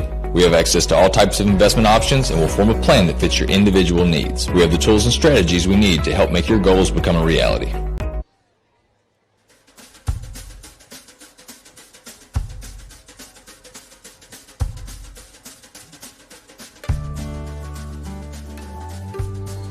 Hi, I'm Kelly Hubbock, and I have been a proud resident of Spencer County for nearly 15 years. As a local real estate agent, I am thrilled to be working with Brown Realty and assisting more of my neighbors and friends right here in Taylorsville with their real estate needs. I can think of no better place to put down roots, both professionally and personally, than in Spencer County.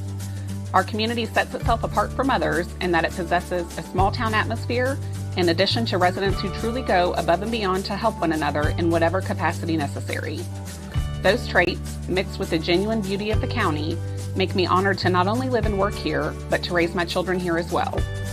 And I look forward to working with residents of our community for years to come. Is your laundry taking forever to dry? Are your energy bills reaching unseen highs? It's time to call in the Dryer Vent Squad. According to the National Fire Protection Association, lint ignition and failure to clean are major causes of dryer fires.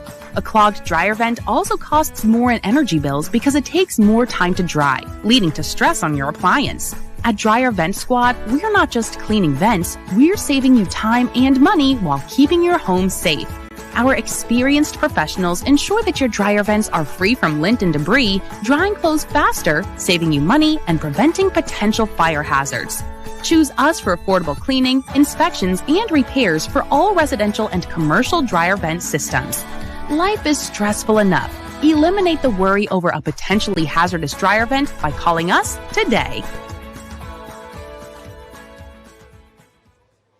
If you're a current resident of Spencer County and you've been contemplating selling your home, now's the perfect time to have a conversation with us at Brown Realty. Our local teams are experts in the field of Spencer County, and we reach all major counties and cities, helping families along the way. There are so many great things happening in Spencer County, and Brown Realty wants to help you become part of them. With experience in new construction and remodeling and everything in between, you can count on Brown Realty to be with you every step of the way. Coming from humble beginnings, we know a thing or two about keeping families' needs first. If you're buying or selling, Brown Realty is here to help you every step of the way.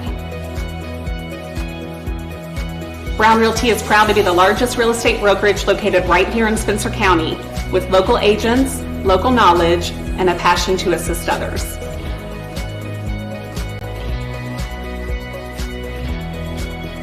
The Cooperative Extension Office is here to serve all residents of Spencer County with educational and research-based programs. We offer programs for youth 5 to 18 years old through our 4-H program, where youth can make the best better. We offer free soil testing, and if you love to get your hands dirty, consider becoming a master gardener. We also offer programs for prevention, wellness, and individual family development, or you can check out our homemaker groups. We are located at 100 Oak Tree Way off Highway 44 in Taylorsville, Kentucky. Come in and see us or check us out on our website or Facebook. Back at South Oldham High School, and Brody Phelps got up. He is coming off the field up with a little help. They got a splint on his leg. I'm not going to go into what we think it may be. We're not doctors, so. And we did not stay at a Holiday Inn Express last night, so.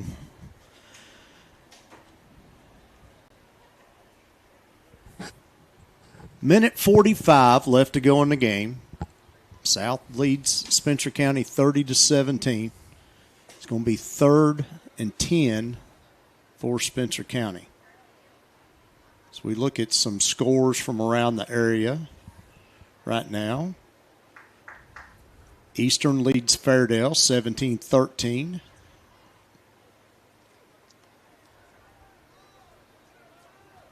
Henry County, defeated East Jessamine 43-13. North Oldham 54-12 over Tates Creek. Well, Lexington School's struggling.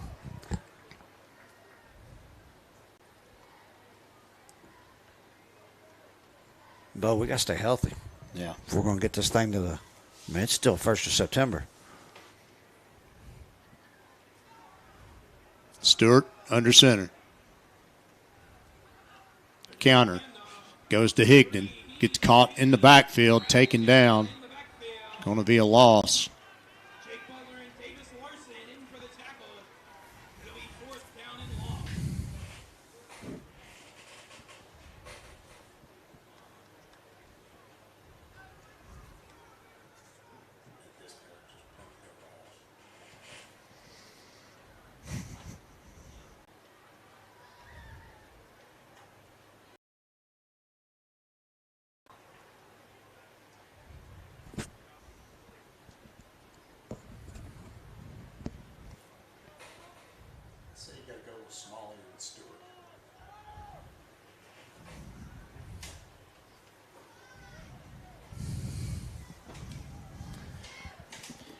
Bears quickly up to the line.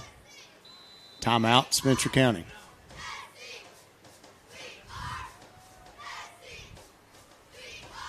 Fourth and 14, 26 seconds left, and that's probably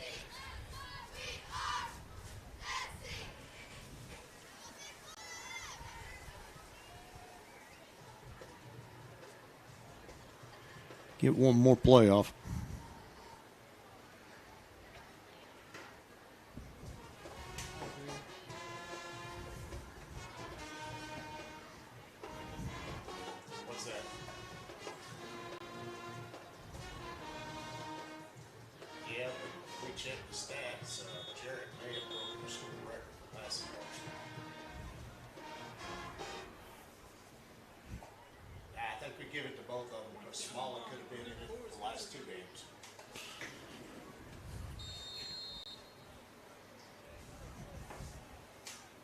Stewart from the shotgun. 2 to the left. He's going to quick pooch kick it. And it's going to roll down inside the 30. They're going to mark it at the 30-yard line with 17 seconds left. And I'm sure South will come out here and take a knee. Yep. Well, we hung tough, Bo. We showed up. Again, and I said it from last year's game, regardless of what the score said at the end of the game, I didn't think the defense played bad. Got put in some bad positions, and I thought the defense played well tonight too. Couple plays from Arnold up the middle hurt them.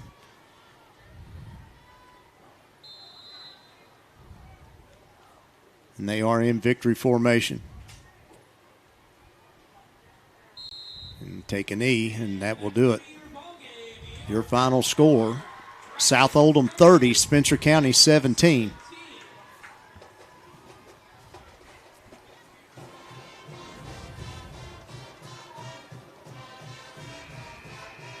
And Phillips, we got to pick a player of the game here tonight, and I think we're all pretty much in agreement. We're going to give it to 2 of them tonight. We're going to go with Jarrett Stewart and Armin Smalley. Yeah, I mean, throwing the ball, catching the ball. I mean, they made such huge plays to keep us in the game.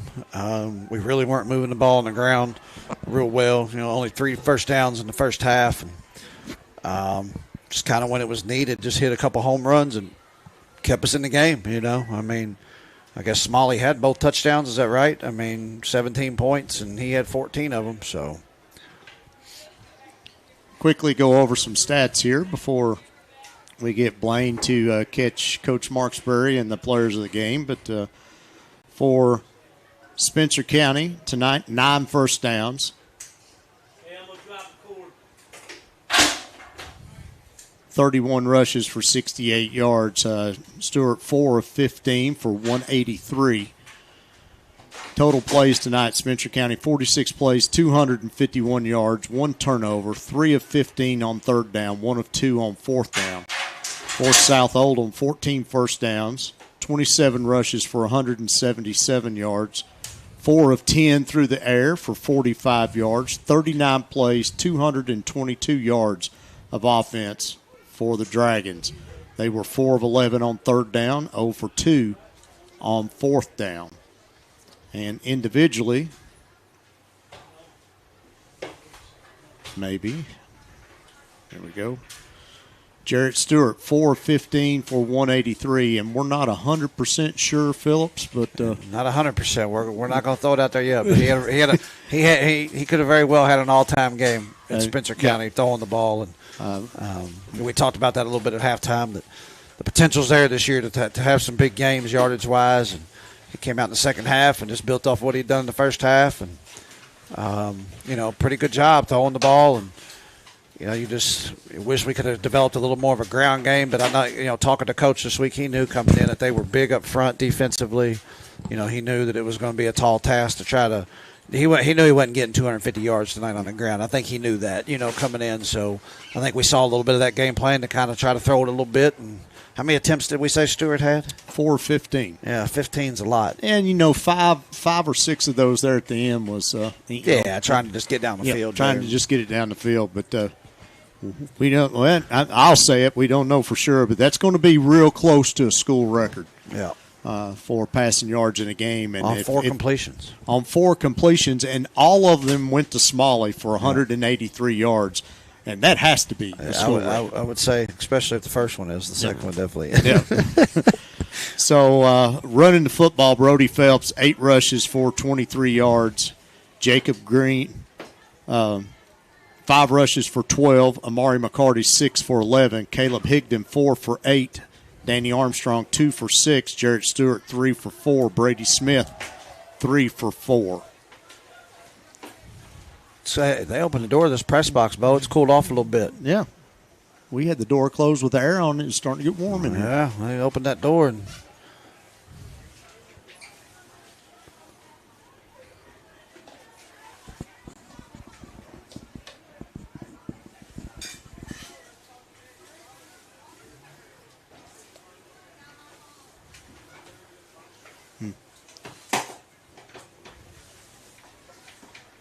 Here with one of our player of the game tonight, Jarrett Stewart. Tonight, you and your team showed a lot of heart. What's something positive you learned about your team tonight?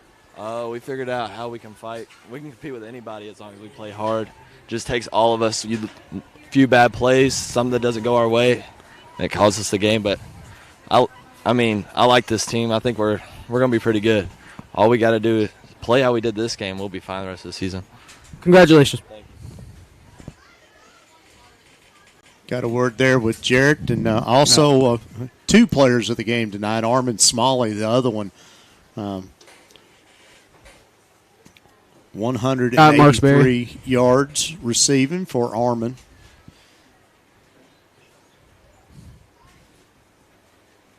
And Blaine has got Coach Marksberry, and we'll go down and get a word from him. Blaine?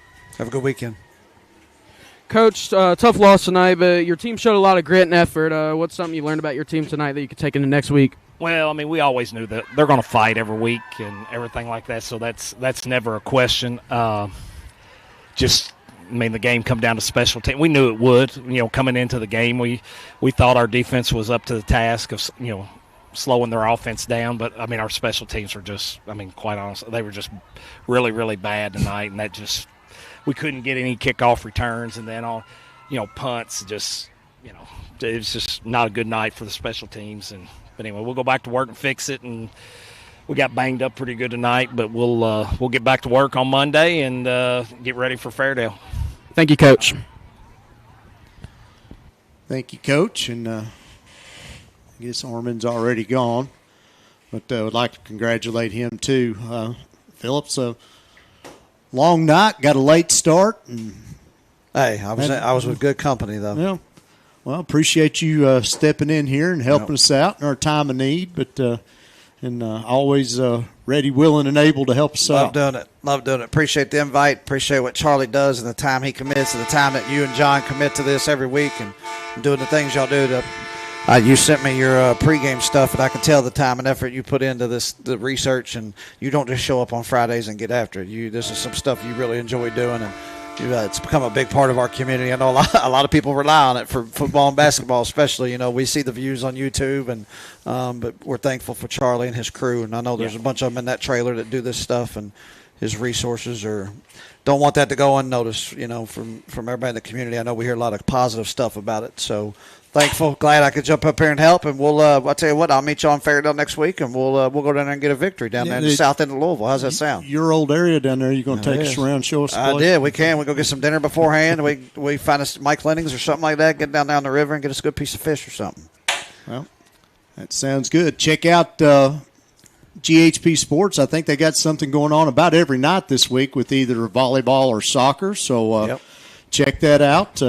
If you're not watching on GHP, get out and support those kids and those other sports. Come out and watch. Volleyball's been exciting, off to a good start. Boys and girls soccer's had some exciting games. So get out. Don't be scared. We're right there in the middle of town. Come see it and support these kids. Get on YouTube there. Hit that notification button. You do that, and it'll let you know on your phone every time Spencer County's got a game going on through GHP-SPORTS. So, and we appreciate that. But your final score tonight, Spencer County loses to South Oldham 30-17 to fall to 2-1 on the season. Next week at Fairdale, game starts at 7:30. John and I will be on right around 7 o'clock. And that's it. That's all I got for tonight, Phillips. Go Cats tomorrow, thank you for coming. Yeah, go Cats tomorrow. That's right. That's all I got for tonight. So we'll see you next Friday night. Thank you very much for watching and inviting us into your living room. Final score, South Oldham 30, Spencer County 17. We'll see you next Friday on GHP Sports.